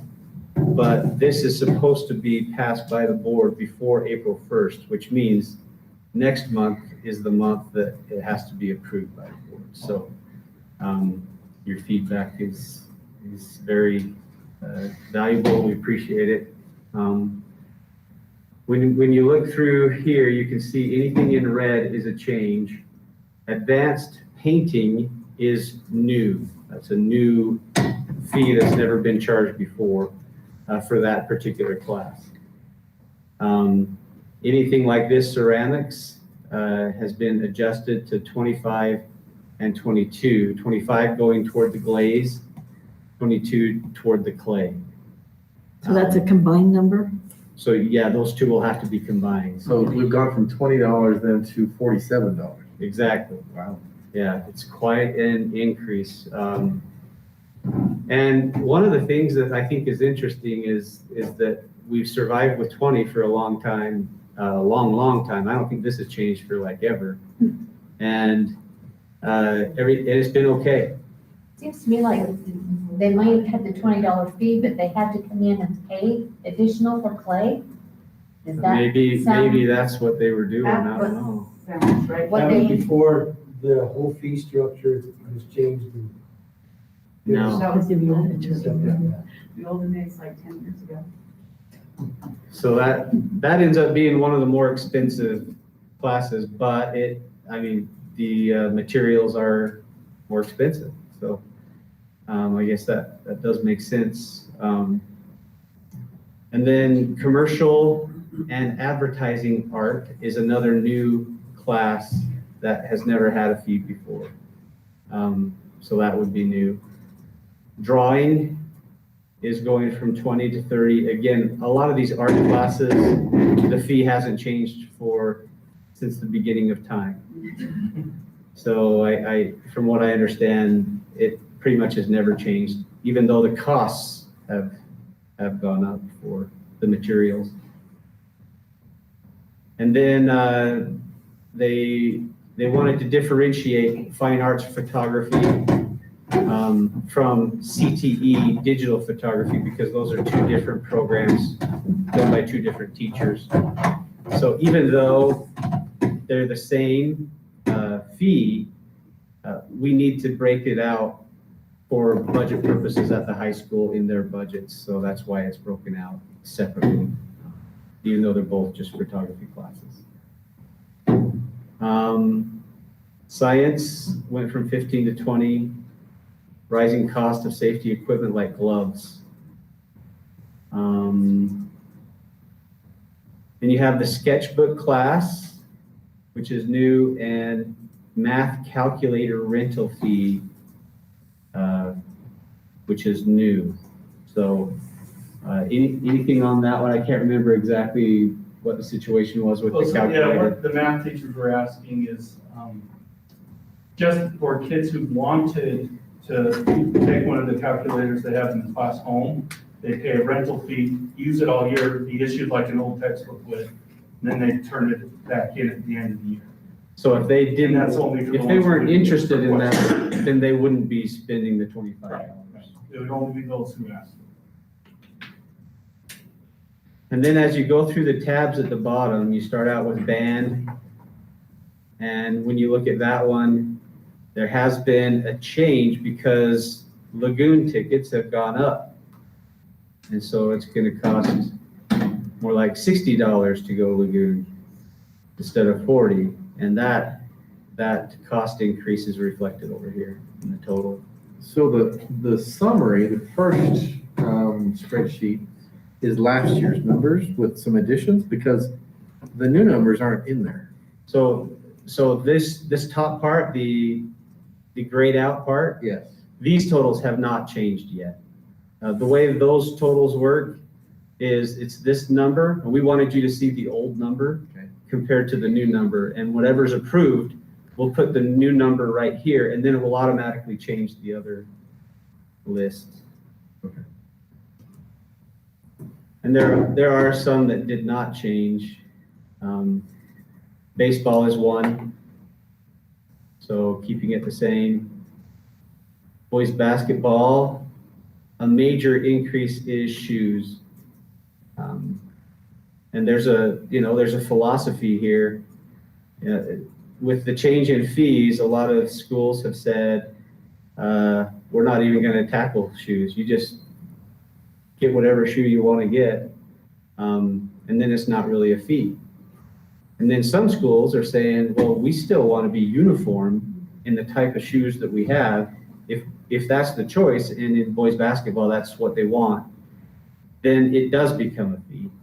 And so that is a big part of the increase there that you're seeing from, 1,034 to 1,225, along with a few other things that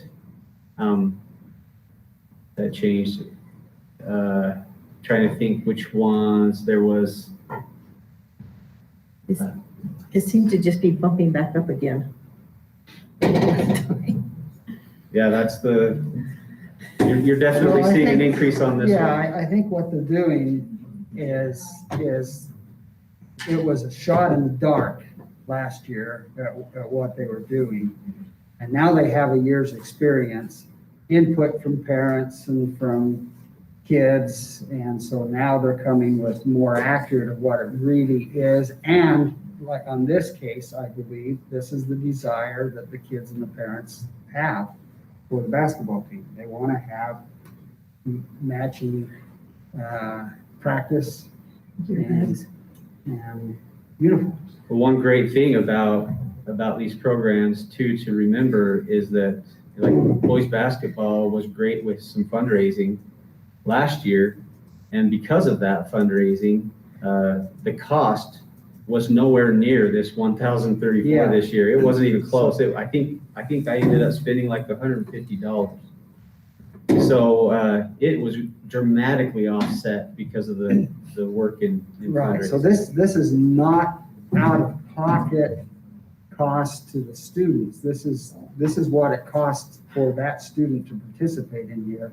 And then if the advisor or coach or parents run fundraisers, then that starts coming down. The requirement is to adopt what would be the highest amount. Yeah, our requirement maximum. is to not hide anything from the parents. But we still have to do if it's fee waivers, then we still have to do that. Yeah. And I was just gonna say, could maybe, I don't know, Superintendent or Darren take a minute and explain to both the new board members why this is an issue because of fee waivers and things like that. This is complicated. This is not just telling the parents they gotta pay for it. This was last year's loss of padding on the top of my head. Yeah, there was legislation that passed through the state, Utah legislature that requires us to line out exactly what the costs are for every program. Along with that is a requirement that anyone who qualifies for free and reduced lunch would also qualify for what's called a fee waiver. And the fee waiver means that they don't have to pay, that the district pays the cost for that particular student. So there was a huge effort last year to make sure that we were accurate, number one, but number two, the board worked really hard with the advisors and coaches, and all of us worked hard to try and bring those costs down. So that it was a twofold effort to be accurate, but also to keep the costs as low as possible, because the district doesn't want to incur unnecessary costs for kids to participate in these programs when they're fee waived. Right, and Bruce was in the middle of it, it still is, Yes. in the middle of that whole thing. And I think if, just taking the thumb approach at it, I would, from the original proposal to what we approved, probably across the board was about half of what they originally asked us. So we made them sharpen the pencil big time as we approached this. Yeah, thank you for bringing that up. It was very dramatic decreases that we saw across the board. Weeping and waiting.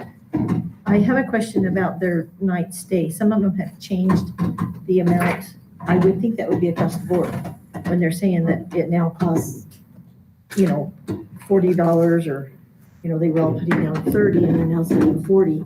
I can't imagine that would be different for any team or any. Yeah, that is a great question. It's one of the things that we need to look at. This one, for example, was $30 per night, and there were 2 nights, so we had 60. But boys soccer is saying we can't do it for that. We're going down to St. George and they're gouging us. Now, not everybody goes to St. George.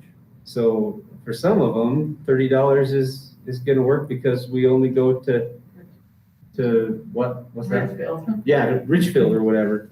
And the cost is so much cheaper. So we're kind of just letting the coaches look at that and work through it. And there are dynamics to the seasons. For example, girls soccer, just looking at soccer, doesn't have the need to go to travel to a tournament, because with the summer and their timelines, they have more time to fit games in. With the spring sports, waiting for it to warm up and where you can play on the grass outside to when you have to finish your season is very compressed, and those spring sports rely a lot more on tournaments to get their games in.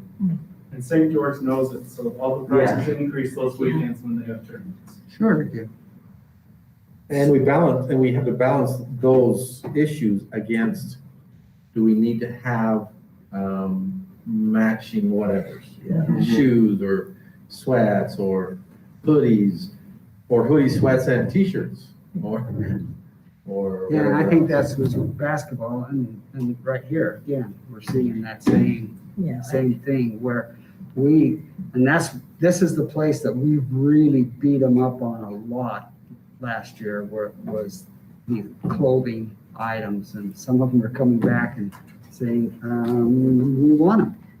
And that's understandable. Yeah. So But some it's a parents, lot I better. assume, have to come up with the money, right, whatever, if they make the team, so to speak. Or the team will do a fundraiser. And we have, Most teams do some type of fundraiser. and I don't know if it's still true, I haven't heard it recently, but, we did hear a lot from the community saying it's really tough on our community when you have all of these people coming out, or these kids coming out asking for money. Because they want to help them out, but if they have 4 teams who come every season. Well, you help one, and Yep. you help another one. Bruce, you had a comment? Fundraisers have also changed, they've evolved. It's not as much, and that's probably why you haven't heard as much, because it's not as much as knocking on business doors. There's still some of that. We've tried to limit that for years and even pull that back. A lot of those fundraisers are what you see, sponsorships. They send emails out to family or friends, and would you sponsor? One of the companies is called Snap, where that's what they do. Would you Social sponsor- media kind of. Yeah, social, Yeah. exactly. So it's taken some of that pressure off. Yes. Community people. And all fundraisers have to be approved by me, and the board has weighed in, over the years that I've been here about the need to try and curb that a little bit. So we do the best that we can to try and make sure that the activities they do are service centered. So it's not like, just give us money, but we'll provide some type of service for you. So we're trying to make those types of adjustments to us. And then I think we also have a little bit of a responsibility, and correct me if I'm not hearing this right. Even approving the fees, we need to make sure we treat girls soccer comparable to boys soccer. Yeah. There's Title IX requirements that everybody have equal opportunity. And there are, we pointed this out too before, that if you look at boys soccer, Because the list of gear is different because of the time of year that they spring play. sport. It's colder. Yeah, where the girls don't need warm-ups because it's nice and warm already when they play the boys. It's just different, so there are a few differences, but we need to be able to account for those. We need to be able to explain why it is what it is. So I don't know if you would like us to go through each one, but we tried to put notes and kind of explain what's different. Meals, for example, on this one's going from 60 to 70. And I saw that was almost universal, that they're deciding they can't feed their kids for what they said they were gonna feed the kids. Yeah, and I think a lot of them felt like they had miscounted their meals. Maybe they hadn't thought about, the meal when they were traveling to somewhere. So I think there was some of that going on too. You have cross country that did not have a summer camp listed before.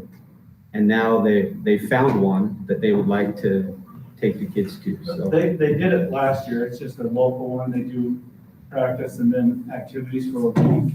This past year, because they didn't have it on there, the coaches paid for it out of their own pocket. Oh, that's right, okay, so. So this is something they're doing, but it would save the coaches from paying for it. Yeah. But the interesting thing is that we had the wrong amount here last year. So you approved the amount that would allow for that, but that wasn't on there. So the amount really doesn't change. So That just goes to say, we've got to check Darren every step of the way. These spreadsheets, the board knew that they would need it. Yeah. So somehow. And then this one is drill. And if you remember correctly, I think we were knocking on the door 5,000 and was brought down to here. They're talking about a $20 increase here for an activity. And then there was an increase. They recognized they needed a little more from him. And hopefully. we'll I'm bring all that. surprised we're not seeing a whole lot more increases for hotels where with the COVID and the social distancing thing. I was really surprised that I thought they'd say, hey, our hotel bill's way over the top, but Yeah, it won't be. there's there a next few year. of them, but yeah. Well, a And couple, here's one that has made an adjustment for hotels. one of the things I hope is that now that this has been presented to us and we're hearing about it in a public meeting and things like that, we don't, before the next meeting when it's adopted, get people saying, oh, I need to add this, or I need to increase this. Yeah, I don't believe that's going to be the case. No. Bruce and Jared can probably weigh in on that. They've had all the conversations with Sure, everybody. yeah. I think you expect this to be the final budget, don't you? Or even going back to coach and said, we may need to reconsider your requirement to have this particular article of clothing instead of just saying, need to have a gray hoodie. Those are the conversations that we're having with coaches, not, is there anything you left off? Is there still kind of that mindset from last year, reducing it? The conversation I had with them was, if you want an increase, this first one's the time to do it. If it changes, it will be going lower. Yeah, so put it in there. Like, this first one's your chance to get anything in. And I feel like they haven't tried to gouge anybody. I mean, the things that they're putting on are things that they've thought out well. I feel like I kind of expected to see, you know, a little more of the wish list stuff, but I think their attitudes are the same as they were last year as we were working through trying to just keep things modest. How have we been with fee waivers? Has it changed very much from the prior year? You know, I haven't, they send a report annually, but I haven't seen where we're at this year to know that. But we can get that. They track it at the high schools and middle schools. And so we can request that and see where we're at thus far this year. Well, I'd like to see comparison. Yeah. Yeah, it's nice to see Year to it. year, We before to where we were last year. See if the increased publicity around this whole thing has made them go up, down, or not any effect at all. Because that's been our biggest heartburn, is all of a sudden we're going to go from costing the district $20,000 a year for all of this to costing $100,000 a year for all of this. So, But last year with the fee waivers, I am the one that deals with those at high school. We had probably less than 15 kids who have fee waivers from athletics or activities. did we know how that compared to the years before? I don't know before I got there, but yeah, last year for sports and activities, it was about 15 kids. And this year, do we have any clue? I was just trying to look. Oh, okay. That's right. So, and just for your information, in the past, we had done fee waivers. It just was for the school fees. It didn't extend to the athletics. So I would expect those to be pretty much the same, and we'll compare that, but it would. Well, no, we're additional concerned the about activities. the total bill Yeah. and where we're at. Yeah, that does make a difference. So far, to this point, right now, we've waived 11,000 in fees. Total? Total Total. for everything. The only one I really have a question on, I mean, it went up, but I understand why, is color guard. 2 seasons. Yeah, so one. color guard is an interesting one because last year they were not competing. And this year was their first year to try to compete on their own without the marching band. So they've done a few things. What's that? It's called Winter Guard. Winter guard, yeah. And it's an actual season now, and they go without the band and compete. So I believe, correct me if I'm wrong, but I believe that is the reason for it. That's the reason for it. I have a question on the FFA, if you want to pull that up for everybody Sure. to see. It doesn't look like there's any changes in cost necessarily, other than nothing's in red, except for the total. All the totals are red, Okay, so that just means that nothing has changed. okay, there's just not a statement at the bottom saying there's no increase. Oh, yeah, Like the rest of them. we need to put that one on. So the same with, That was my fault, I did those. That's okay, I want a clarification is all. and Mont Harmon and the others didn't have any changes either, I didn't notice. Yeah, no changes on those, is that correct? The only one we changed was to add a participation fee for our archery club. We haven't charged Oh, that $35 pay to play. And to go back in and replace our arrows and stuff, we needed to charge that pay to play for our archery team. Program sustainability, huh? Yeah. Whoa. That's all that. Ooh. So I that, thought we had that on ours. I don't know how it got missed on mine. so that just helps to, what did you All our say other again? activities have a pay to play, this one didn't. so Oh, we just okay. made it the same. And Rob, what were you saying about yours? That should be the same for ours. You don't have one on yours. You Yours have is blank. archery, but it's just 35. Program sustainability is blank. Yeah. Well, that needs to be corrected then. You had your chance. See, for you it had to your go. chance. This is the public That's comment. exactly why I stuck around. So Rob, can you go in and make that? We'll blame it on Bruce. You're gonna take that one? Take it for the team? Get broad shoulders. We'll take it. I want to recognize that Bruce has received his second dose, and this is here in spite of not feeling all that good. I appreciate it, Bruce. Thank you for being here. Where am I? So now's the time, if you want anything out of it, now's the time to ask.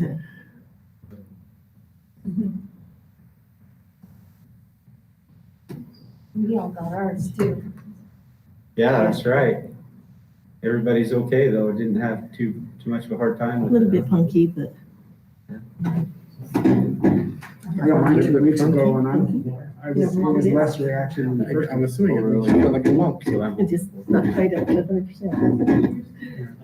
And that was just sore. Not enough to stay calm. So My mom used this, to say, a little bit limpy. so this information, we will be able to look over and then we vote on it next time? Yes. Okay. So I'm only aware of the one change we still need to do at Helper, and then. Yeah, we can take care of that. Okay. Otherwise, we pretty much figured, especially with the alterations this year, that we really didn't want to change much. Most everything should be. Everything else is exactly the same. Well, don't change it just to change it. Only change it if you need to Right, change it. Exactly. And we didn't see any needs. We didn't. Cool. Okay, Okay. thank you for being here and being part of that. Okay, any questions from the board members about the fee schedule? Or we want to go with this? Everybody understands that?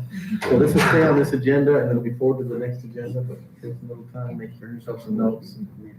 We will arm wrestle next meeting. All right. Okay, Hunter, you're on my team. No, he's on mine. He's right here with me. Okay, so we're not taking any action on that then? It appears that, I don't think there's anything to do right now. Yeah. Okay. All right, the 3-year calendar for the school district then. And we're excited to be able to present a calendar that's been vetted through a really great committee. We had representation from elementary parent, secondary parent, both from school community councils. We had Lee and Melissa were there. Well, no, it was just Lee, sorry, just Lee. And then we had administration, elementary and secondary. We had CCEA representation. It was a great committee, and we, I think, came away with, I know CCEA spent quite a bit of time and effort working on it, prior as well. And I think we came away with my draft calendar and their draft calendar. Neither one of them were totally adopted. It was a hybrid after the conversation that was there. And that's exactly what we hope for, is that we're able to problem solve and find a way to get a calendar that'll work for everybody. Really appreciate everybody, Lee and everybody, for helping with it. But what you're seeing here, some things that I think are important to point out, is that we're trying to follow a pattern that's similar to what we've been experiencing as far as when we start school. We like to start on a Wednesday. When we end school, we want to end before Memorial Day. That's a community expectation. There are other philosophical preferences that we have. One is that our PD days, we have learned over the last few years, are much more effective at the end of the quarter. So we've put those at the end of the quarters. We tried this year, giving a work day right after Christmas break. and it was a huge success. The teachers really appreciated it, and the feedback has been outstanding on that day. Anything to add there, Chelsea? No, just, we love it, please. And I will say that teachers who thought, like, why do I need this day, really appreciated that day and figured out why they needed that day, because it gave them the opportunity over Christmas break to have an actual break and not work over Christmas break. Instead, they were able to have and enjoy their break.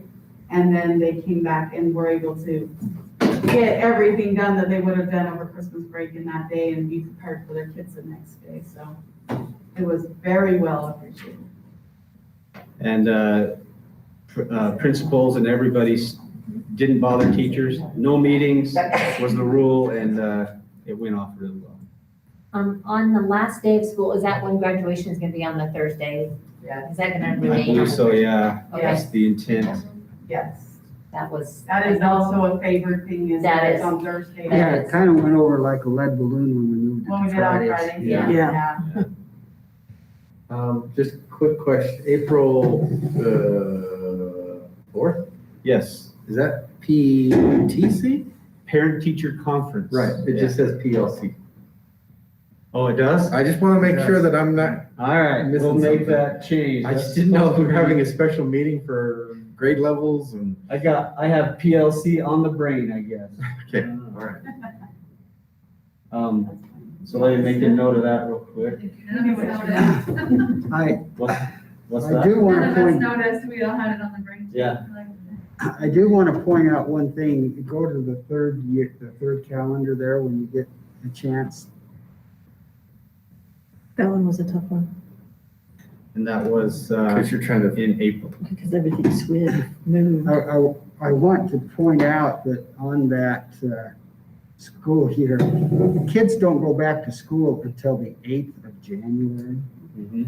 They're going to love, you are going to be heroes to Yeah. those kids. We talked about pushing it further, and I said, oh, we can't push it any further. Yeah. Just die. Your kids are gonna go. Gives a whole meaning to Yeah. that song, Mom and Dad Can Hardly Wait. Yeah. That is going to be a celebration for those kids. Yeah. So if you look, we're starting Christmas break on the 20th in this year, which really ends up being the 18th. But we're starting it on this year on the 22nd. So it's later, Right. but yeah, they're getting Right. it. And it's the same exact number of days. It is a little strange because your back to school work day is on a Friday. Yeah. Which I guess they can spend the whole weekend doing whatever they want to do, but it's not the Monday. Yeah. They start back. And so they're just gonna have to be aware that it's. This was very debated. Yeah, it's a, I can look at, having participated in these many times, I can look at this and just chuckle, because I can look and say, oh man, that one took about an hour. Yeah. Yeah. I think we landed in a really good place though, because we're only taking the Friday off. Some other options were to have only 2 days that week. And that ends up being problematic as far as a waste. As far as effective this goes. And then if you do that, then you end up with only 2 days coming back to school on that week. So I think this is the best out of all the scenarios I saw. So another thing to pay attention to is that April, the first week of April is our spring break. This is a conscious decision. It's not, And it's every year. To keep it the same every so it year. doesn't have anything to do with Easter. No. It's too hard to follow. Easter switches from March 31st to April 17th so it bounces around, and the feedback that we have is that, and the committee all agreed that it would be best to keep it the same week. And we chose the first week of April primarily because Emory chose the first week of April. It hurt me inside to do that, but It hurt me inside. yeah, But it is best for our community, I think, and overall, and for parents who, and the other thing that we consider heavily are the teachers that we have that live in Emory, whose kids go to Emory, and how hard that would be to have two totally different spring breaks. So there was a lot of factors that went into that. Also, yeah, I hadn't been aware of until the superintendent talked about it, but the idea of keeping it early because of testing windows and not letting it. Yeah, fall to when it needs to nothing play. worse than going on fall break and coming back with the testing window opening the next day. Yeah. Amen. When that spring break bounces around, it can really cause some problems with testing. So those are the highlights that I thought I'd point out. Any questions or concerns about the calendar? Having been part of those committees, I don't dare say. You'll be very pleased. We had it done in an hour and a half. Well, good. There was a lot of work done by Chelsea. Yeah, people came very prepared. Yes. Yeah, when there's a reason that you weren't there. Yeah. They wanted to get it done. Yeah. So this is an action item. We need to approve the district's 3-year calendar. So we need a motion to that I'll effect. make a motion when we approve that district 3-year calendar as it's As presented. listed there. Okay. Second it. Got a motion by Mrs. Swenson, got a second by Mrs. McCourt. Any questions on the motion? Those in favor, please indicate. Aye. And opposed? Thank you. Policy 333. We'll ask Micah to take us through that one. I've shared this with you and Darren, that's Okay. okay. You don't mind passing those down? We'll be very brief. These two, well, it's actually a comparison of two policies. So I just found this accidentally, but we have two policies that deal with grievance. And within them, they contradict each other with dates and days before you have to take certain actions. So our proposal to you tonight is to delete policy 333, and then we'll just go with the other policy that's already in place, which is 301.19. I've tried to just kind of give you a brief, so you have to read maybe every detail of each one, but I kind of tried to give you just a summary of the differences. Policy 333 includes 3 levels, where the other one includes 4. And then I just tried to sort of show you the difference, the discrepancy in the days as at each level. 333 did not require employees to file in writing with their principal that they were filing a grievance, where 301.19 does do that. And then it includes the levels, principal, and then district administrator, superintendent, and finally the board. The biggest issue is just that the days are off, and it would be difficult to defend why you'd go with one and not the other with the two on the books. So level 1's principal, 2 is the supervisor, 3 is the superintendent, 4 is the board. Is Yes, on the one that we're proposing that we keep. And on policy 301, it says 10 days. Are those work days, or those So calendar days? in that policy, the first line Yeah. says as you read down, if it's 10 or less, it refers to days of the week.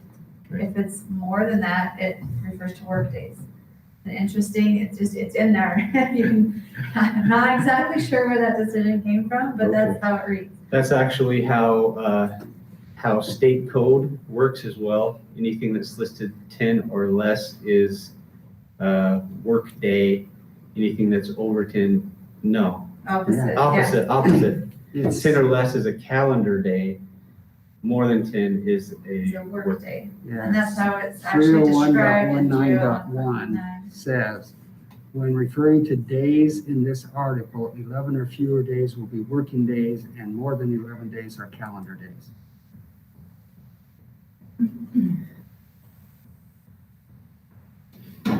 Okay, so yeah. Yeah, the opposite. Yeah, I'm sorry, yes.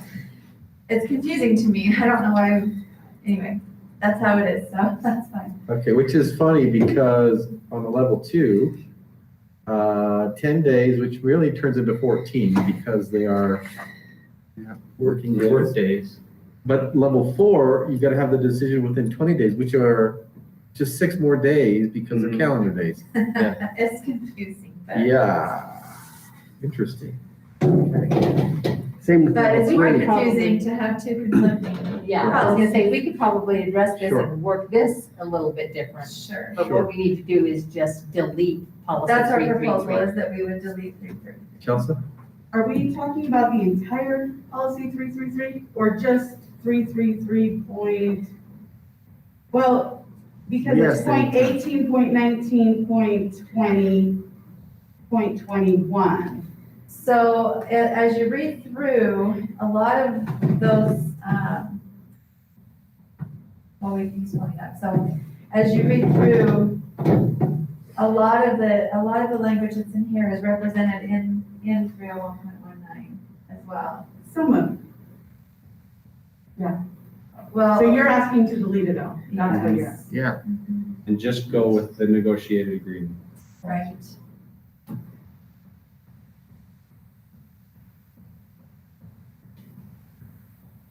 So Do you I'm, see something in there, Chelsea, that's not in 301.19 that Well, I don't see, I mean, I haven't had time to examine it all. yeah, I was just gonna say, I don't know that we have a problem with receiving this tonight, Sure. but I think what we gotta do is give the association an opportunity to review things and comment, but also the whole board, because, yeah. I didn't understand. Had not understood that this was two policies that kind of conflict with each other. Sure, so. no, and we didn't really That's the- expect tonight yeah. to have a decision. We just Yeah. wanted to present it tonight. So if you want, the if you issue- want to read a non-read lined out version, you can go up to policies, go to active policies. and and pull it up. then you can pull them both side by side. And the issue that, honestly, the issue that we have is that policy is useless to us. We can't use it because we have 301.19. Right. And that is the one that we default to. So Yeah. that's the reason why we're bringing it to you is just because we can't, we have a whole policy that we cannot use. But I think it bears a review to see if Oh, there's yeah, anything in 333 that absolutely. we want to bring up into 301. Absolutely. That's what I would ask. Okay, all right. Any questions for Micah? Okay, thank you. All right, thanks, Micah.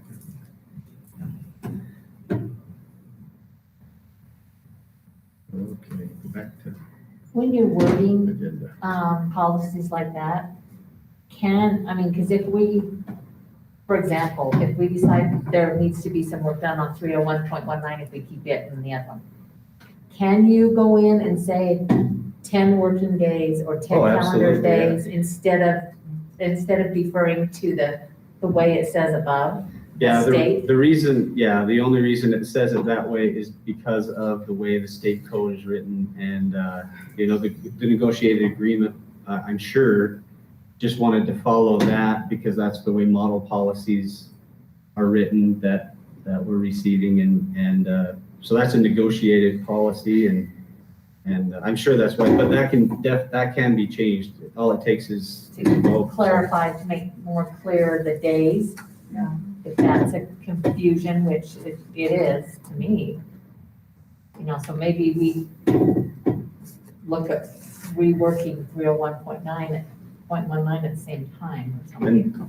Well, the process for doing that one would be through the policy Committee. work that we do with the negotiation team that you're now a part of. Yeah, so you and Lee would be helping us to work through that policy. So that might be something that we want to add to our list. Yeah, I think so.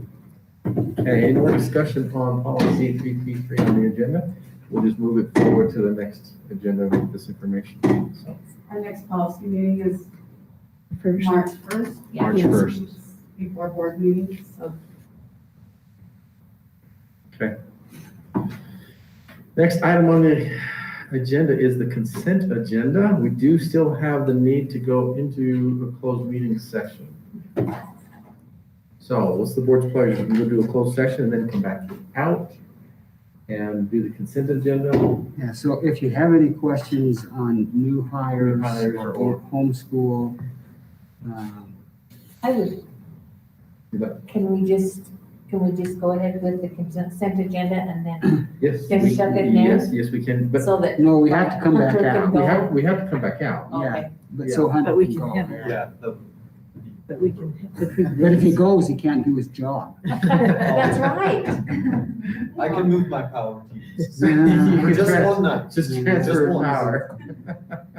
Let it go to your head. Okay. Okay, it sounds like we'd like to address the consent agenda then. Has everyone had an opportunity to review the minutes, the expenditures, the homeschool requests, and the travel requests? See, I never asked that question. I guess did you say opportunity? Yeah. Okay, yeah, we all had opportunity. Yeah, I didn't didn't ask if you took opportunity. Yes. Have you had the opportunity to review those Yes. things? And do you have questions? I don't. Okay, any discussion on those items? If not, we're looking for a motion to approve the consent agenda. I move to approve the consent agenda. We have a motion by Lee, Second. we have a second by Mr. Cox I was gonna give you that. to approve the Oh, was consent that your agenda. shot arm? This- Well, that's why I relinquished so quickly. So Yeah. that is the sort of, As written, any questions on the motion? Those in favor, please indicate. Aye. And those opposed? Okay. Then we need to have a motion to close the meeting and go to closed meeting session for the first bullet point on our purposes for closing the meeting. I'm looking for a motion. moved. Can you state this? So I'd make a motion that we go into closed session for the discussion of character, professional competence, or physical or mental health of the individual. All right, roll call. Oh, we have a motion. We have a second. I'll second. We have a motion by Mr. Cox. We have a second by Mrs. Swenson. Roll call vote. Aye. Aye. Aye. Aye. Aye. All right. Hunter, anything else? Nope. Thank you for being here. Thank you. I keep hearing all these rumors about what a great student, great kid, what a great asset you are, so. I don't know, man. I don't even go to school anymore. Don't let it go.